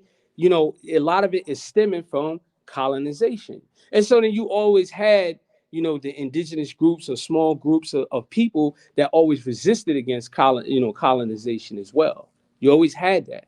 And so you had that. And so in America, you always had groups. That one group, if you look, their rhetoric, their behavior is almost in favor, like almost like pro-American, right? And I'm not talking like some anti-American, but if you know anything about the history of African Americans or Black Americans, I'd rather refer to call them, you'll know that we don't have the best relationship with America. The way that we're so patriotic today, it's almost like it's forced on us to be patriotic, right? We suffer from Stockholm syndrome. Our oppressor oppressed us, and now we love the oppressor to death. So when we became Muslim, if you take it back some decades, it was a form of resistance, right? It was a form of resistance because how most Black people became Christian, it was given to them during slavery. You were beaten, you weren't allowed to read and write. And we know that most of the people that come, they come almost from the same region, that it no matter where, no matter the tribes may different, but they were from that within that continent, within that area of Bilad Sudan. After Africa is, which is the term they gave that was colonized, the name of Africa before colonization was Bilad Sudan, right? You had the Maghreb, right? And some people say historically that the Bilad Sudan, the land of the blacks, was included in the word, included in Maghreb. It was extended. Some will say no, it's Bilad Sudan and Bilad Beidar, right? The lands of the blacks, lands of the whites, meaning the lighter skin, the lighter skin Africa, we got Morocco, Algeria, and so on and so forth. And then Bilad Sudan were the people that was below that was, in Mali and Nigeria and those places, right? Whatever the case is. But however, you were brought here, they were given Christianity. And if you read and study, I promise you'll find all kinds of anthropological evidence that the Muslims were here. The Quran was written in America, right? You found the Risala Ibn Abi Zayd here in America, and I think it's housed at the Smithsonian Institute, right? You had Sapelo Island in Georgia that still leaves the remnants of where Muhammad Bilali was, where he wrote the Risala Ibn Abi Zayd from memory, right? So these things, so it's known that a good portion of Black Americans were Muslim, right? The prisoners of war, that's what we're gonna call it. They didn't keep calling them slaves. They were indentured in the servitude, but they were prisoners of war. They were kidnapped, sold against their will, and forced to embrace this lifestyle. So it's not the same when you see a Black American. The problem is that there's a struggle. There's always two movements that always exist side by side. One is patriotic and the other one is not, right? And it causes a lot of confusion because what you find always is there's some truth in mixed in with the falsehood. You either got the absolute truth or you got falsehood.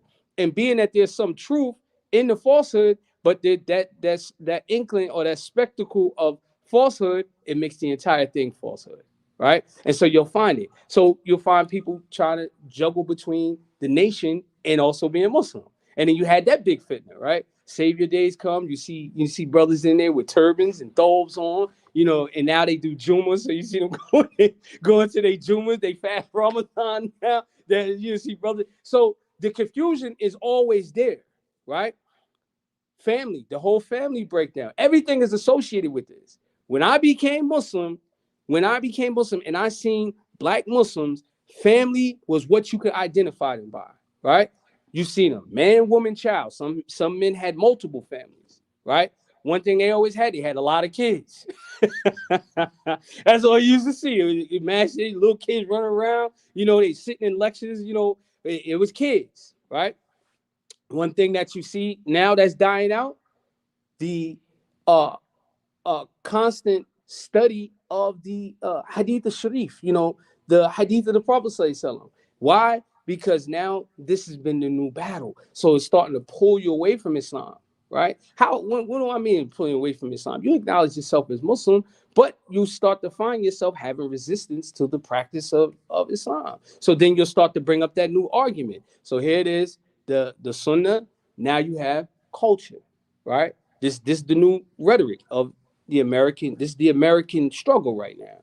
Well, my culture, I like to listen to Coltrane. I ain't got nothing against Coltrane, right? But that becomes the fight now. We got our own culture. We ain't Arabs, right? Now you associate Islam with just Arabs now. You see what I'm saying? The building of the resistance. The building resistance. And then you have some people that rightfully, they learn Islam and they want to propagate Islam and promote Islam. And then you have that resistance. And most of the time, a lot of times, and I'm not saying this is everyone, but I will say this, and just being all honest, most of the time when you have that fight, that person that's in opposition of the revival of the Sunnah, they're usually ignorant of Islam. They're usually ignorant of Islam, honestly. And I'm not saying that as a put down. When you ask them like basic fundamental things, man, I don't know how to pray. They can tell you what's ruku. They can tell you what sajda. They can tell you what taslim is. They can tell you what qiyam is. But you ask them, if you miss this, how do you make sajda to sahwi? They look at you, sajda to sahwi. What are you talking about? All right. All of these things, this becomes now problematic. And so then you're spiritually cut off, right?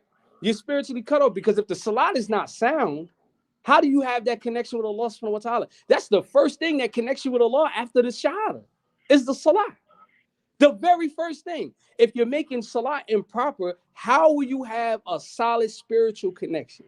Then it leaves you open for the vultures and the charlatans. Then you come in, you have the fake sheikhs, right? They'll come in, come with us. We have the most authentic. They ain't doing nothing but hustling out your money, right? Because why? Because they're getting paid. Look, you know what? I'm gonna go ahead, inshallah, in order for you to learn this, you gotta pay $95.95 in order to learn, such and such hadith. You give me $100 and I promise you I'll teach you this. It becomes a hustle. It's a job.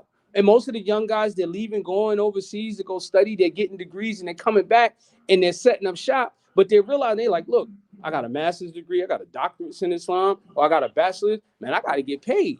You can't get no job teaching. Well, you can now, but back in the day, you couldn't get no job teaching it at the local college with your Islamic degree. Most people didn't accept this accreditation, right? So they come back with their intention now is to make money because why? You've been deprived of all this money. Lifestyle changes, right? So this is what happens. So you'll always have this conflict, right? So now I feel bad for new shahadas that's coming in now because the fitna, the things that they're facing. When I became Muslim about 30 years ago, I didn't face that same problem. Only thing I had to do was just be Muslim, right? I had to walk through the projects, the crack selling, the shootouts and all that stuff just to get to the masjid. That was my only struggle. Now, the new Shia to become Muslim, should I be Salafi? Should I be Shia? Should I be Sunni? What madhab should I follow? They like got a hodgepodge. They don't even know what's going on. They don't even know where to begin. They looking like, yo, I didn't even know I signed up for all this, because they're in their mind, they only had one track mind, right? So what happens is when we become, these people, they become Muslim, or as we develop, we think that like you take Shahada, you're in Jannah, like you're gonna have no problems. Only Jannah is where you're not gonna have no problems. You can't deal with no fin. You can't deal with women. You're just tired of women. Tired of women.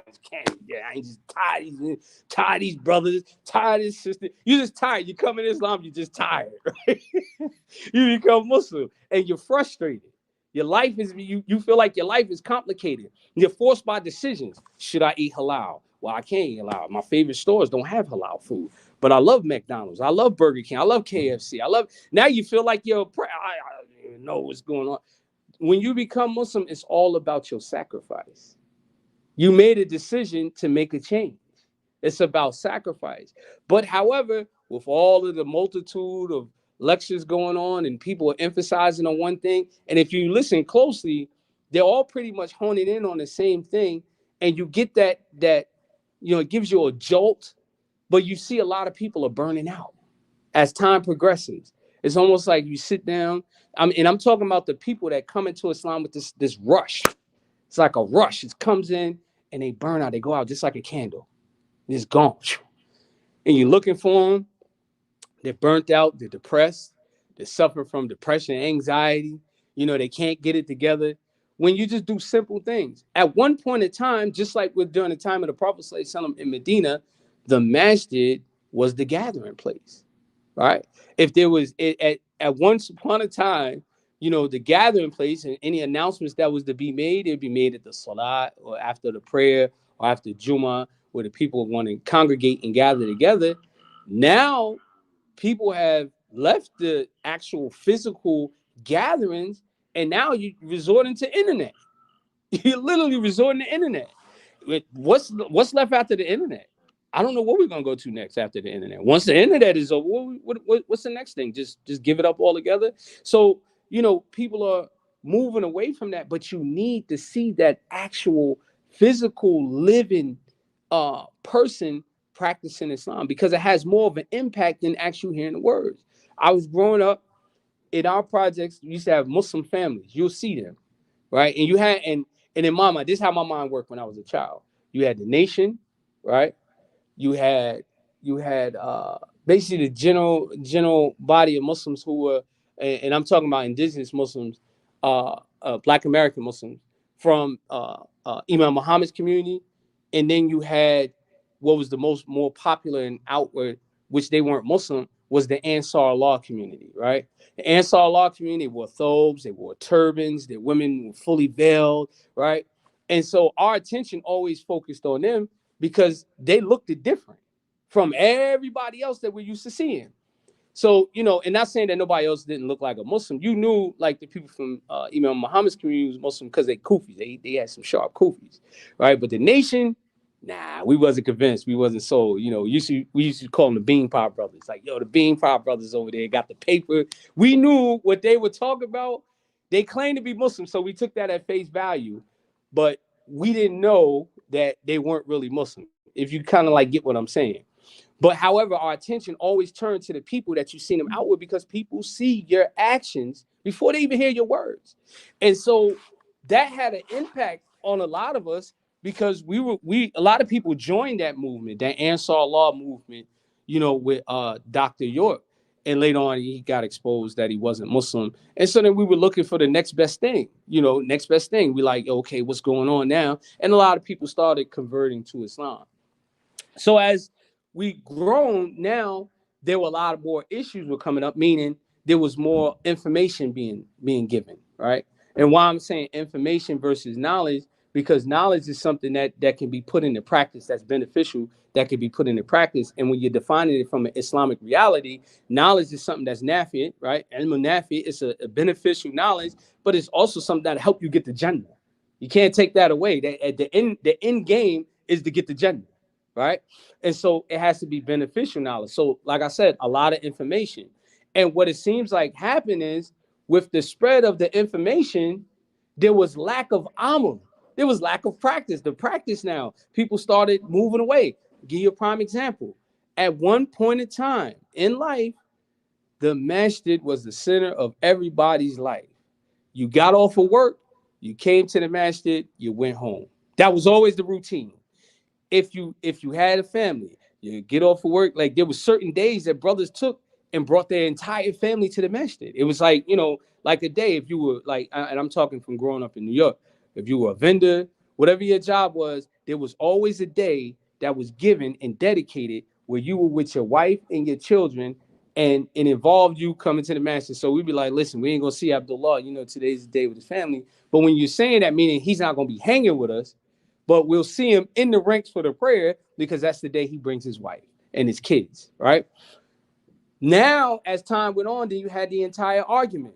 The whole earth is a masjid, akhi. So now you're going to use the messenger of Allah to undermine the messenger of Allah. That's an oxymoron, right? The whole earth is a masjid. And we understand that. That is the reality. The Prophet did say that. But what was the practice? Let's even just compare it. What was the practice of the companions? When they were out, right? They prayed where they were praying at. The entire earth is very actually applicable, right? But when they were at home base, they prayed in the masjid. You get 27 times the blessing. Like now, it's very common to hear, you hear a lot of the sisters saying, especially online, I want to marry a brother that's going to lead me in prayer. Well, if the man was supposed to be praying at the masjid when he ain't occupied with work or anything like that, he'd probably be leading you into Tajdid. Right? And or something like that. So these are practices that left. And why did that happen? Because of the information was being misapplied. It was being applied wrong, right? There was at one point in time people were attacking Jumu'ah. There's no legitimate Jumu'ah in America. Okay, this may be a reality in some cases it's not. Well, the first thing the masjid has to be a waqf. Nobody's debating that. But however, Akhi, what are we going to do? Just stop being Muslim? We're going to stop praying now? You're going to stop giving Jummah khutbah? You're going to stop? Everything's going to just come to a cease now because you discovered this hukum? Or we're going to call for a mass exodus, right? Nobody's trying to move. So what do? Those people who are weak, they stop coming to Jummah. They stop going to the masjid where they say, oh, this is Dar al-Harb, right? It's land of war. We ain't got to pray. There's no Jummah in Dar al-Harb. Okay, so now what, Akhi, right? And you'll see that them people, they're in a bad state. So anyway, so you're coming and you're starting to look, fault finding. You start finding everything wrong with the masjid, right? And we used to do this a lot, especially if you didn't understand understand what Ahl Sunnah wal Jama'ah is, right? And you don't understand, and you don't understand what the madhahibs are, right? So what happens is we're reading, from hadith, and you'll make claim against the people and not knowing that there's actual proof again. And I'll give you a perfect example. In when I was coming up younger and learning, you would make wudu, right? Most people make wudu, they wipe, when they wipe their head, they wipe to the back, right? Some people wipe to the back and they wipe their neck, right? Absolutely valid. But we would have a whole dispute and argument about it, right? Because we didn't know that hadith existed. Have an entire argument. Sometimes people be ready to go to blows. I'm not playing here no more. A little bit out. Right? Then you come in the next day, you look and find something else. Oh, they got their arms down. Or he got his hand under his navel. Nah, man, you supposed to put it like this on your chest. No, you got to fold your arm or elbow to elbow now. Now, all of these different things, it went from here to here to here, right? To here. Now, so it can become confusing. Then the information. When we started learning about the different qira'ah of Quran, right? You're like, wait a minute, man. This brother said Maliki Yawmiddin. We always know it to be Maliki Yawmiddin, right? Now that's an argument. Oh, wait a minute. He called the Iqama. It sounds just like the Adhan, right? What's going on? And it started to become confusing. But you also started to make blame, saying they're not following the Sunnah properly. And this is what the Sheikh is talking about. So we're not looking for faults with people. He said that usually the person who likes to bring shame upon the people and be preoccupied with their faults, Allah will question him and reckon him with that, because the one who pursues his brother's faults, Allah will pursue his faults and expose him. And you see the reality of it. It was a brother I know, he was constantly fault finding, looking for people's errors and always exposing people, and then his day came, right? Now he didn't just get caught. Somebody said, "Oh, we seen the brother smoking cigarettes or something like that." No, he came in the masjid drunk, just finished beating his wife. His wife coming right behind the door with him. Oh man, Aki, you just couldn't quit. Now look at you, right? Now you here in the public in front of everybody. Now you've been exposed because they constantly want to find fault finding, right? And the Shaykh says, and he'll basically pursue the person until Allah Ta'ala will expose him, even in the recession of his own home. And the believer asks for excuse for his brothers, right? Usually like, nah, this isn't the case. And of course, it's from the Sunnah of the Prophet ﷺ to make excuses for a person, right? Maybe he didn't know, or whatever excuse you can find. You'll try to do it as much as possible, right? And this, honestly, this is also a good practice, because if you want to practice, you want to do revival, tajdid outside of your home, right? The best place to start the practices is within the home, because usually when the beginning of the affair of divorce usually starts with you start finding problems with your spouse. That's the beginning of it, right? No encouragement, just finding problems. Not much of a solution. I told you what to do, and that's that. But they find the errors, right? Usually the two popular reasons of divorce, as I hear as an imam, right? Usually is number one, he ain't got no money. He can't take care of me. Well, you knew that when you married him, okay? But he can't take care of you. The second one is he ain't got no knowledge. You knew that when you married him. I know, but he ain't got no knowledge. It's fault finding, right? If that ain't enough, then she'll continue to look until she finds something else. The same thing with him. She disobedient. Well, you knew she was recalcitrant before you married her. You knew that already. You seen her attitude. Her decorum gave you that definition before you even went into the marriage. So sometimes those are the three things you always see. Those are three top things that come. You can tell, especially social media make it easy for you now. Most people be like, oh, we just on the internet, we just making jokes. We're bidding. That's what they say today, right? We're just bidding on the internet. You're making jokes. Now, that's really telling you a reality about a person, because you wouldn't make mockery of the deen, right? The same way that you're offended as a person, no matter what culture or background you're from, if a person makes a joke that you consider to be a racist joke, you don't laugh. You don't find it funny. The world is in an uproar right now behind Dave Chappelle and his truthful jokes, right? The world is in an uproar. You don't find it funny, but when you make mockery about Islam, oh, she look like a ninja with a niqab. Haram police. Oh, God, you guys are so funny. You find that funny, but if somebody talk about you being black, like what's his name? John Gruden said the boy got lips big, the size of Michelin tire. Oh, look at this. This is crazy. But when they talk about the deen, you laugh, showing your teeth, right? So these things are happening now. So the people are in love with this type of behavior. So anyway, he says the believers ask for excuses while hypocrites pursue the faults of other people. And Allah Ta'ala helps a person as long as he helps his brother. And this is a hadith from the Prophet ﷺ, right? You help a person, you find him in need, he needs a thing, you help him, you take away one of his problems. We don't make an entire joke about the person and his poverty. We try to help him in his poverty. Maybe, help him learn how to fill out a job application. You give him what you can give him, help him, bring whatever it is that you need to bring ease to his situation. We don't make mockery of the person, right? We make excuses for him. So then he quotes a hadith from the Muwatta Imam Malik. He says, لا تنظروا لن تنظروا في ذنوب الناس كأنكم أرباب وانظروا في ذنوبكم كأنكم عابد. Right? He said, do not examine the faults of people as if you're their Lord, right? But rather yet examine your own faults as if you're a slave, right? Now, what is the behavior of a servant, right? Erase what you know about the slavery with whips and chains. We're talking about somebody that's a servant. When you're talking about slavery in Islam, it's not the same, right?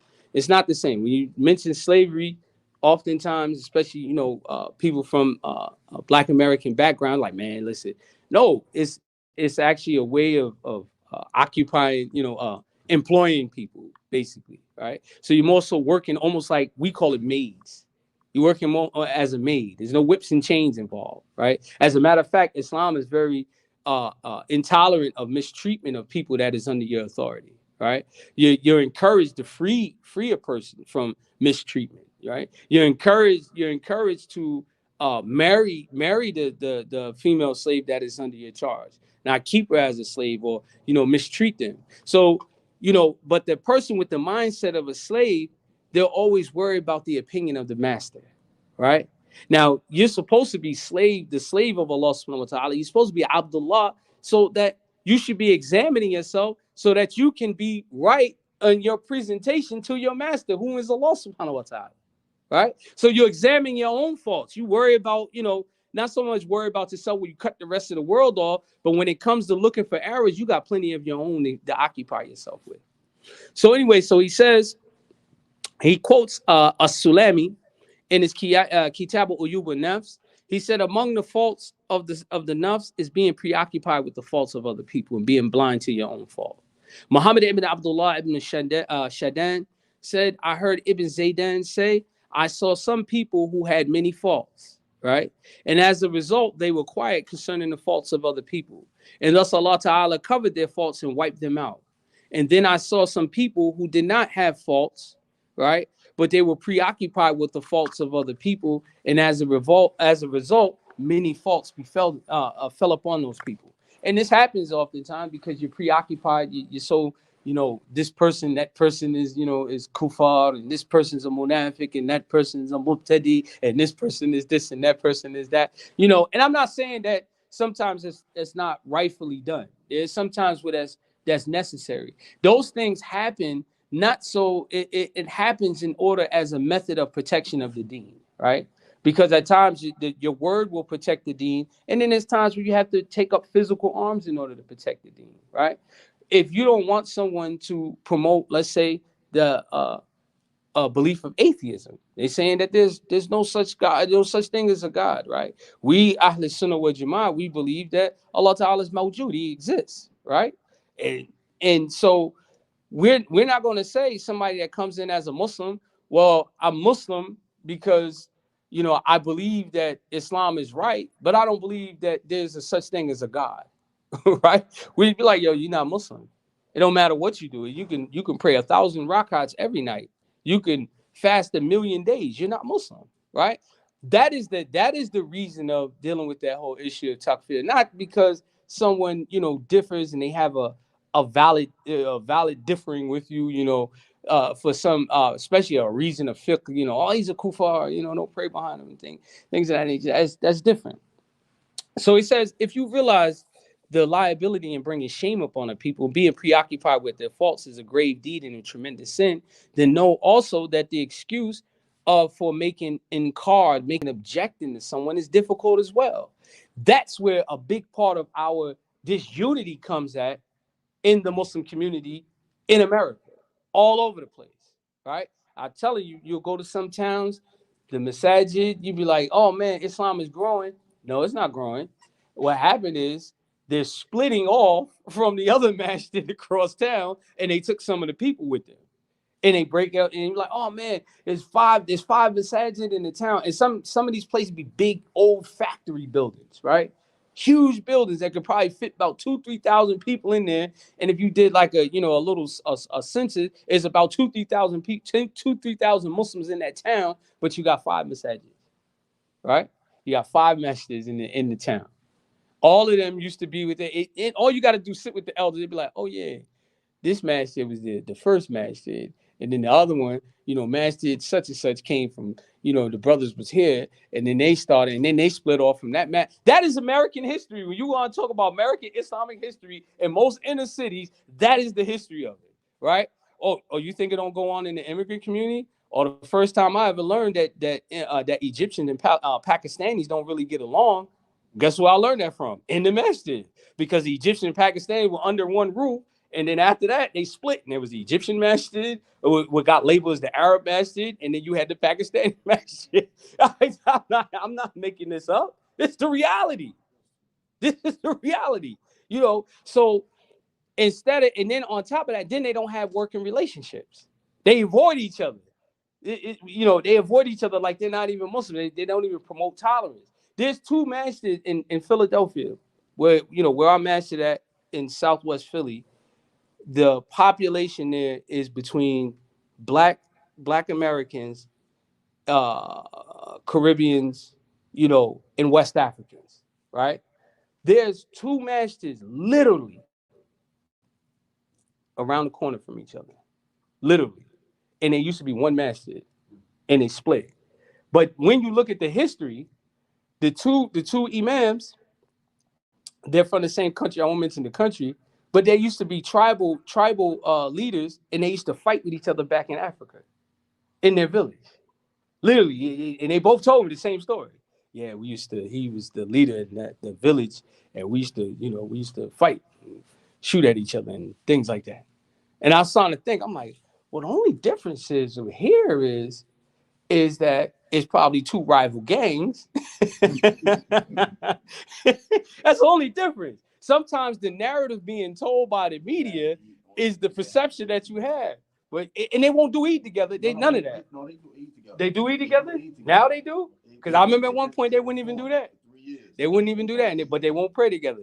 But anyway, my case in point, you'll see it. There's another masjid. In this masjid, these two masjids in Philadelphia, they're both Black American masjids. They're literally separated by the trolley tracks. On one side of the street is one masjid. On the other side of the street is the other masjid. I'm not lying. If you ever visit Philadelphia, come to West Philly, you'll know exactly what I'm talking about. You'll know exactly what I'm talking about. That's the reality. Now, of course, you ask them, the argument would be, man, we was here first, and this, whatever the case is. A lot of times you hear the story out, it don't have nothing to do with Deen. It's not like yo, they're Shia, and we're Ahl Sunnah, and we can't, that's not going to happen. I can understand that. I can empathize with you, but it's usually some small little thing. So anyway, and Sheikh, he goes on and he says about making inkar. So now you're going to talk about with inkar making objection. He said, rather those to whom one objects are excused. And this is based upon a statement of Sheikh Izzuddin Ibn Abdul Salam. He said, inkar can only pertain to that about which there is something concerning its obligation or its prohibition, is tahrim, meaning that thing that you're objecting to. Amr bit maruf. This is what this is talking about with nahy al munkar, right? Enjoining the good and forbidding the evil, right? So it has to be something that you know there's an absolute obligation. Like the example I gave you, a person may say, "Yeah, I'm Muslim, but I don't believe that Allah exists." This is obligatory for you to object to this, right? This is kufr. It's an obligation, right? How many communities are split? I don't know. This is like the home of the nation here, But I know in New York, it's always a big fitna every year when Savior's Day come around, right? Savior Day come around, we fight. And I'm talking about Savior's Day connected with the NOI and the Muslims, right? There's some Muslim imams that, are very sympathetic. And I understand you empathize with them. That's your homie. Y'all came up in the temple together and everything. And you'll find the imam giving a khutbah at Savior's Day, right? And you'll find this, but then it splits the Jamaat. You have people, it split. It makes people like, yo, listen, what's the imam doing? Like, why is he praying behind Farrakhan? Right? What is going on?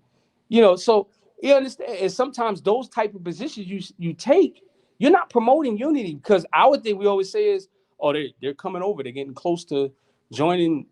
Man, listen, man, they've been around a very long time, since what was it? Elijah started in 1920, 1930. I wasn't even in existence. I wouldn't even thought of. I don't even think my mother existed during that time. So they had ample enough time. Brother Farrakhan knew Malcolm X. I don't think he's convinced to come over to Islam is the truth. Right? I mean, I understand. Give him dawah. And they said he took shahada and recanted it and did it again and so on and so forth. So if anytime you want to be shadid, want to be strong against something, yeah, I can understand that. Right? But here we are now, we coming to blows and fist fighting, about, the direction of the Qibla, right? Qibla is east. You want the ijma, something that's consensus with no khilaf, pray east. You know, because why? It's based off that Qaid. Those that's west of the Kaaba will pray east. Those that are north of the Kaaba will pray south. Those that are south of the Kaaba pray north. Those that east of the Kaaba will pray west. Khalas, right? But there's some argument, disputation, and it's based off of, you know, them using the method of how you determine the Qibla. Some people are saying that it's southeast or south of east, not actually southeast, but south of east. And then some saying that it's northeast. Okay, fine. Depends on, you know, depends on the method that they establish for their community. There might be some room for leniency, and it might not be. Right? If you're Shafi, they believe that you have to be exactly, your chest can't be a little bit away from it or anything. Khalas, it invalidates the prayer. Okay, that's your issue. I don't go in and ask the people, well, which way is the Qibla praying? You know, when you pray here, if that's the case, then pray where you normally pray at. Stop coming in disrupting other people's ranks. You had that problem in Philadelphia as well, and it drew the people to getting guns. Right? So everybody isn't always going to be handshakes and, you know, I love my brother. Some people are willing to die for these issues that people are, you know, promoting, right? And it can get like that. It's not, and don't think it just happened in the Black American communities. I've seen fist fight in immigrants communities, right? Over the smallest little thing. I mean, fist fights, like going to blows, right? And brought a whole, especially when it comes to election for the boards of the Masjid, right? I worked security at a Masjid where it was time for the elect. They didn't want the Imam in there. They voted him out. Half the community was, they got two boards. They got one board of directors and another board of directors, right? The other board of directors is the secret board that nobody know about. I lie to you not. The other board is the board that deals with the public, but they're really just like puppets. The secret board is who run everything. Secret board wanted the Imam out. The Imam had his own following. And after Juma Khutbah, they stood up. You're not the Imam. You're not supposed to be here. The Imam said, we must fight. And the people bum rushed. And it was a full brawl going on. It looked like a Royal Rumble. This is what's happening. Right? So, yes, this is a reality that we're dealing with. We're dealing with this reality. But those things that we should only differ on are those things that is an absolute obligation or absolute prohibition, right? He said, whoever avoids doing that which there's a difference of opinion with regards to its obligation, or performing it where there's a difference of opinion regarding its prohibition, while following the scholars in that. Meaning there's issues that some may consider a thing to be wajib. Like, okay, I'll give you a perfect example. Witr prayer. Okay, I hope we wouldn't have a fist fight over witr, right? Some scholars say that it's wajib, right? But that you have to do it. That's just, you just stop at just the terminology. Let's say you just read the book, you just picked up, read the book, and it says that praying witr prayer is wajib, right? While you read the other books of fiqh and they say no, it's a sunnah mu'akkada, you know, it's sunnah, right? Then you have Ramadan, right? And that's also another argument people have. Some people make witr, it looks like Maghrib. While some people make witr, they salam out after two, right? And then they make the one.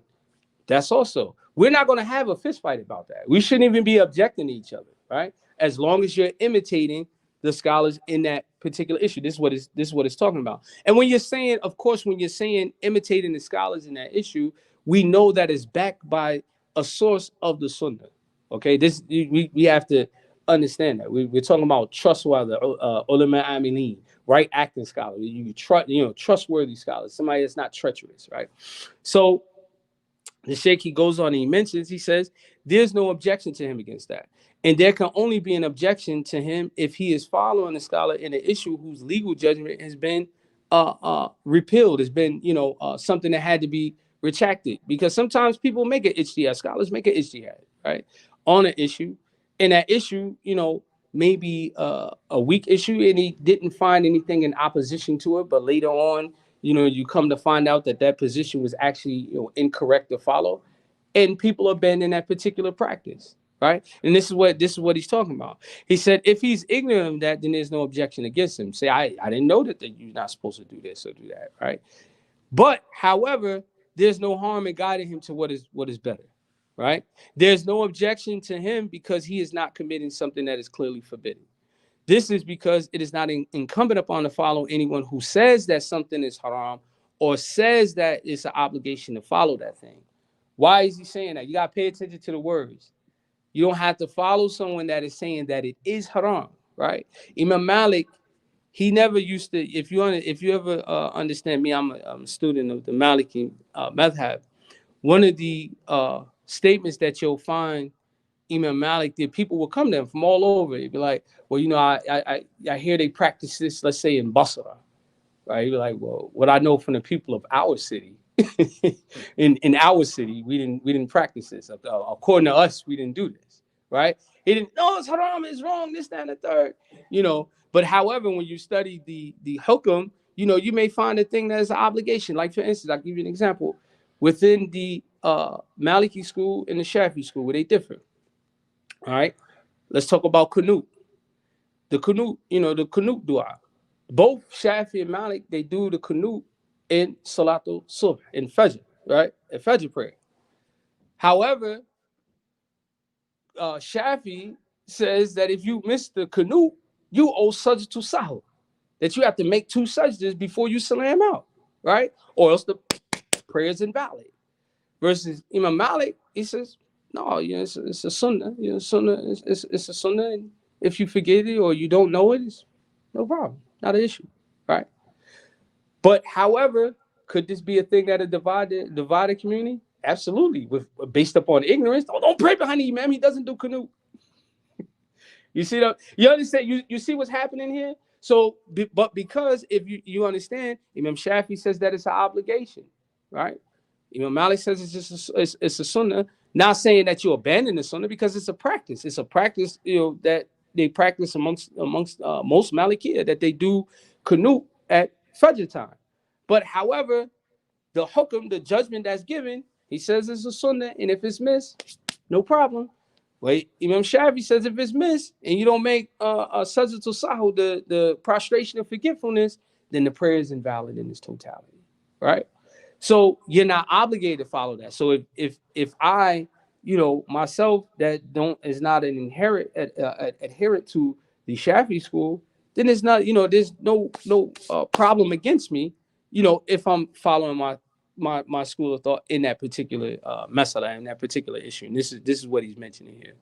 So then he goes on and he says in the Takhlisa Ikhwan, he said there's no harm in guiding the common everyday person to that which is most well known in the deen, right? However, he is not guided by the munazira of the mujtahid, right? Not the ijtihad, but the munazira, like the nikash, like the dispute, right? And most communities are established off of a fiqh dispute and argument.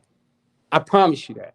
Some masjids you'll go to, majority of masjids, when the imam is reciting the Fatiha, غَيْرِ الْمَغْضُوبِ عَلَيْهِمْ وَلَا الضَّالِّينَ, you don't hear everybody say Ameen in some masjids, right? They say it silently. There's some masjids, they be like, Ameen, right? And then those who say Ameen, or those who don't say it, they be like, look, man, we can't pray with them because they don't say Ameen out loud, or you don't pray with them because they say Ameen out loud.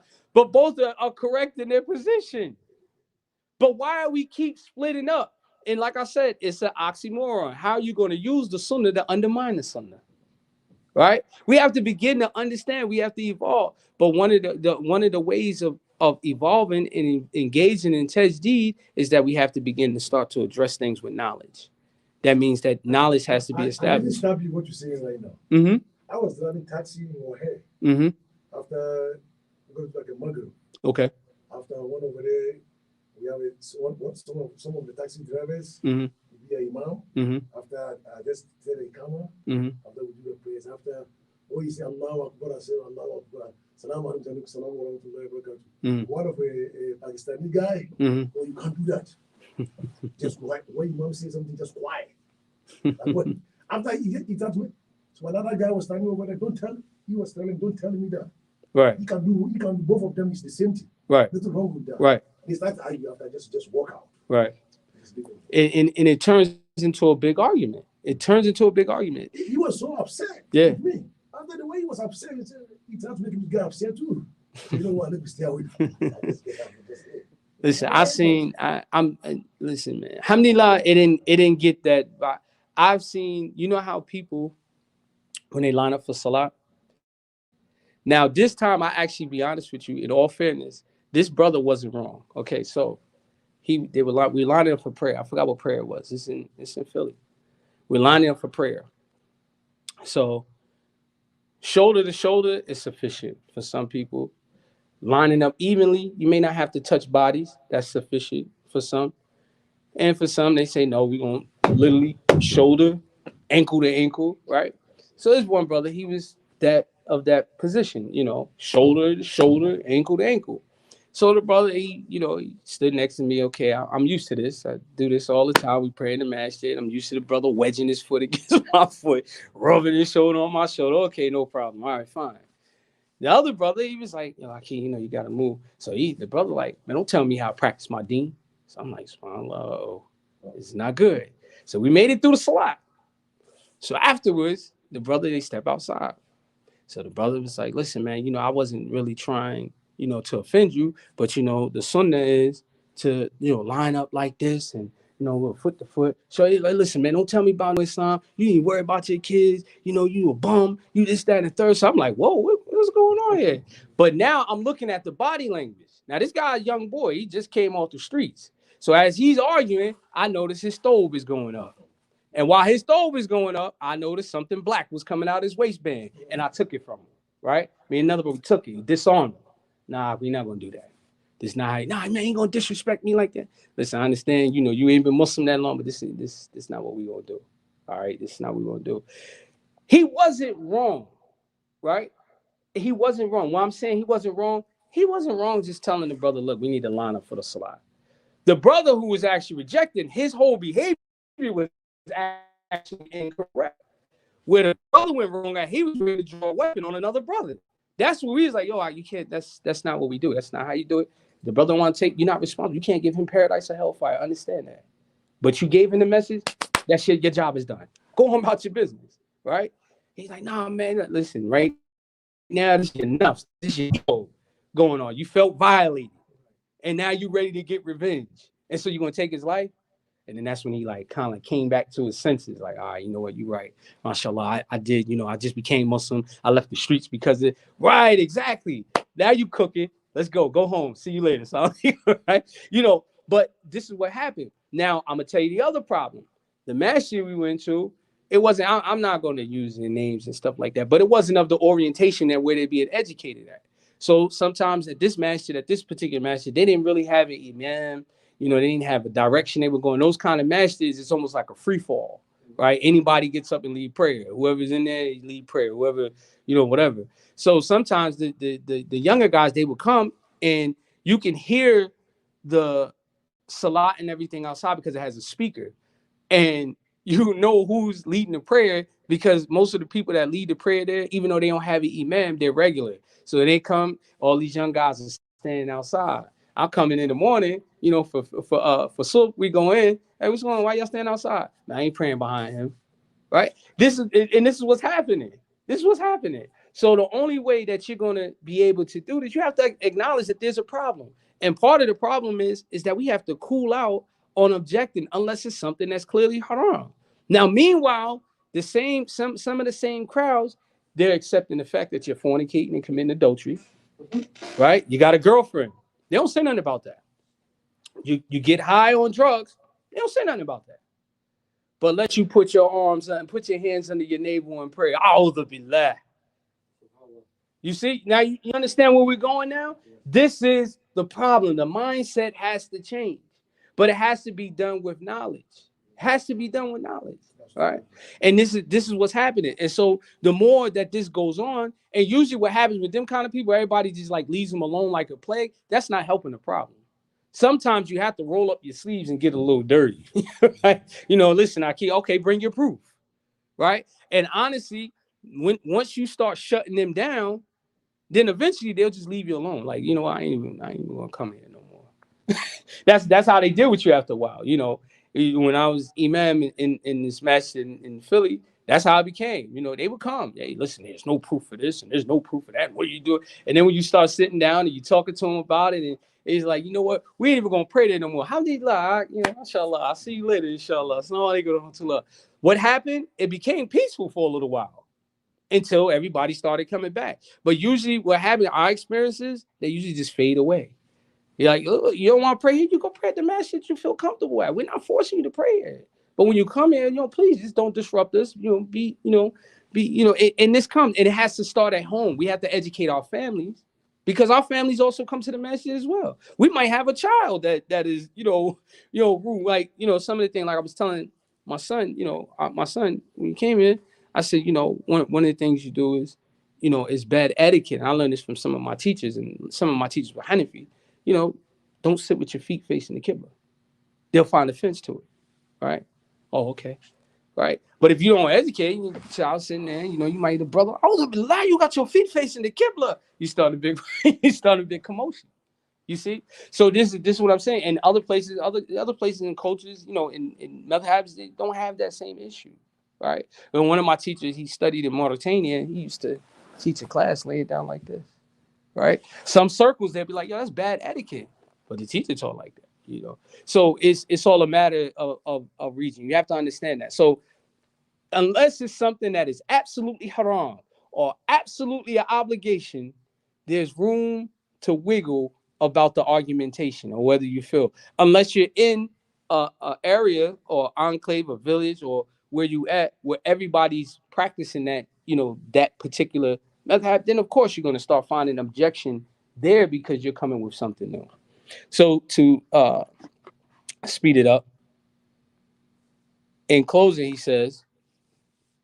he quotes Imam Ishbili, making a commentary on the Arba'in Imam Nawawi. He says about commanding the good and forbidding is only incumbent upon the one who is knowledgeable of that, in which he's commanding and forbidding.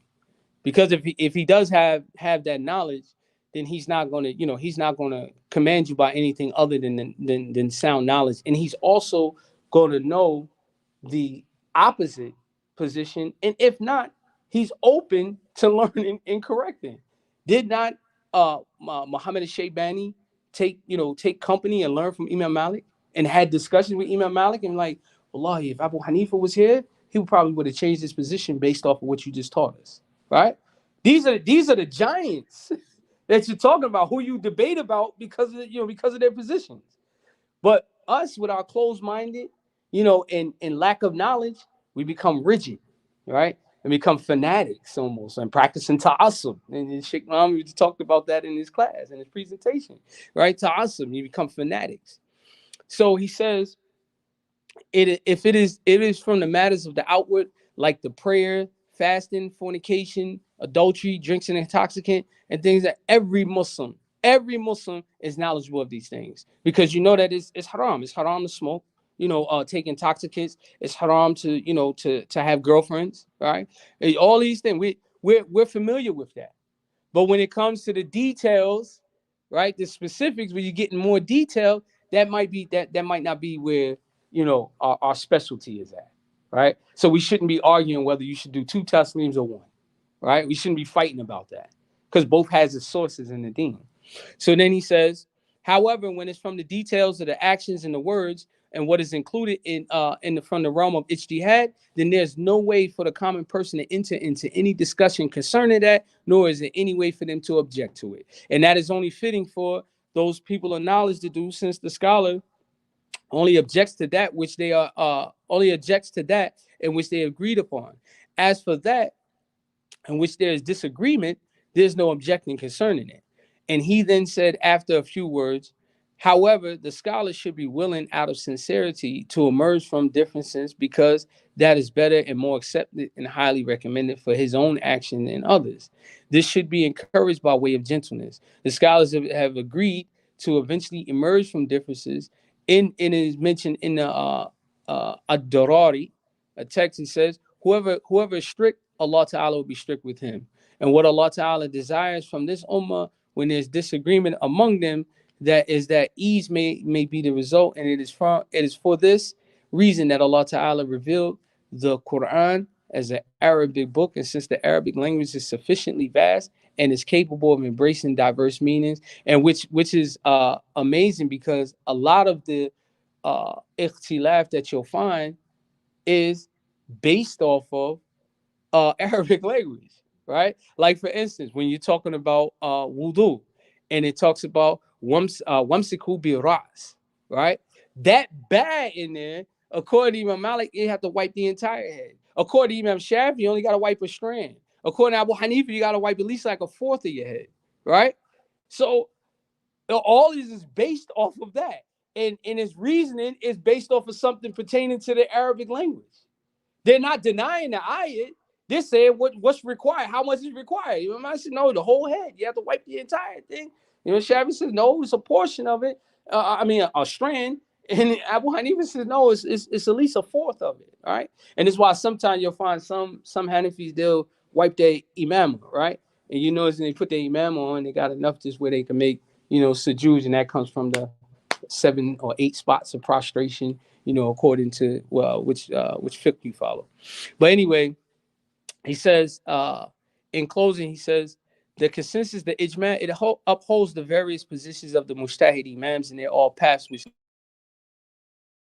he says, and they're all roads which lead to blessings. Thus, whoever takes a path from among them will in effect arrive at what they arrived at. And whoever digresses from their path, it will be said to him, away with you.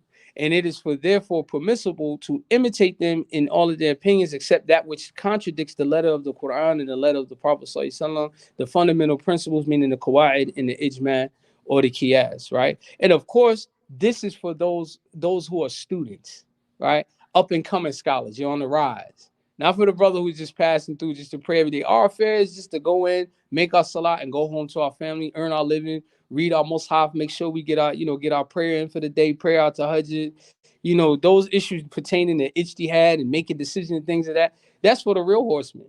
That's not for us to fight over, right? So he said, if you understood this, then what we put forward concerning this, and you know that it's a liability to bring shame upon people.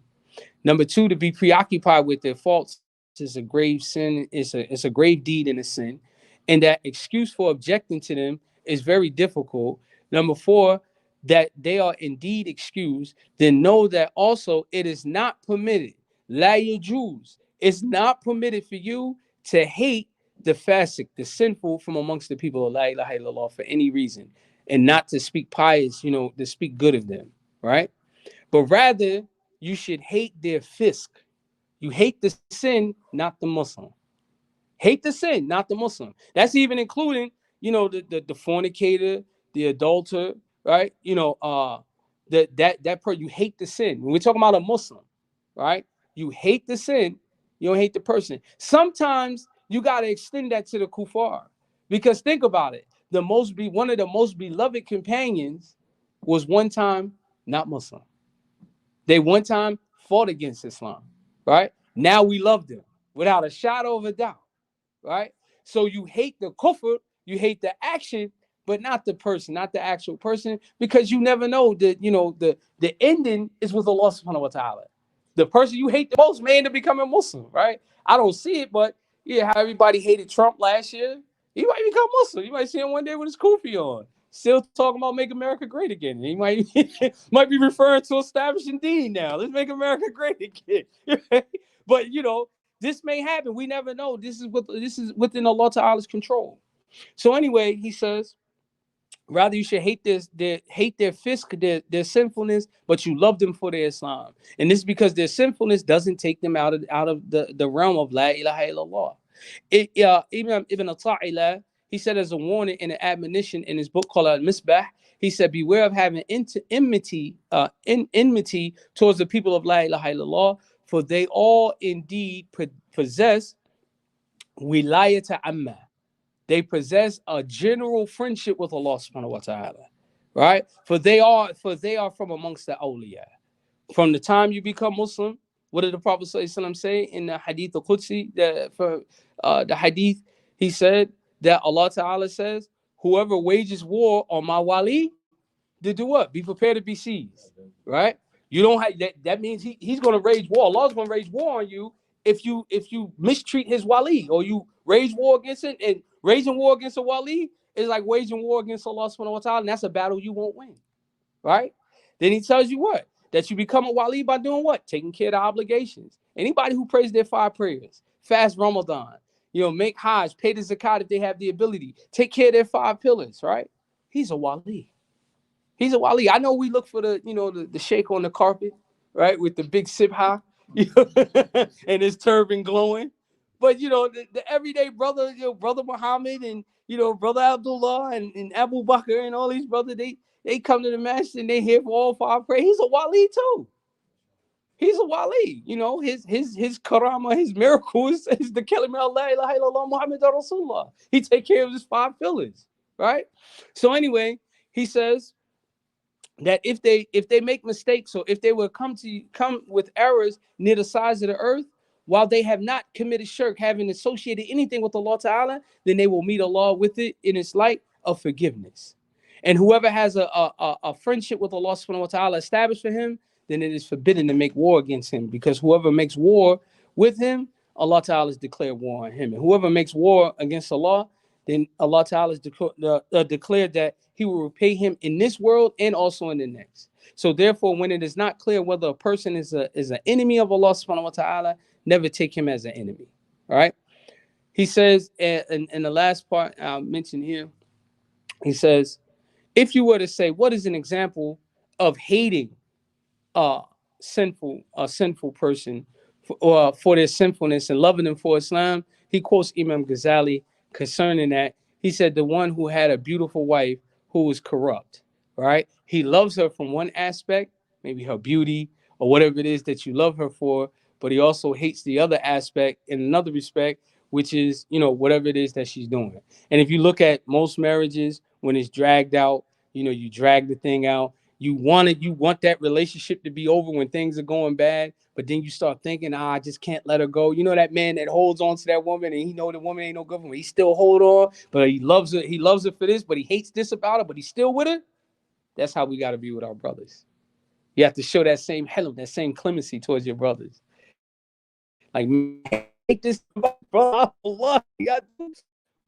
God love Muslims. This is the only way that we'll be able to correct this problem, this sickness that we have today that's causing the division. And we have to begin to be with people that are like-minded, that desire that same thing. So, with that, inshallah, I'll close out. Subhanakallahumma bihamdik. Wa ashhadu an la ilaha illa anta wa astaghfiruka wa atubu ilayk. Ask Allah subhanahu wa ta'ala reward you all of you, for, staying behind or coming out your house to attend, and those people who are online, you stayed and, got that benefit. And we pray that Allah ta'ala make it a proof for us and not against us. Ameen. Assalamu alaikum wa rahmatullahi wa barakatuh. Alhamdulillah wa iyyakum. Alhamdulillah.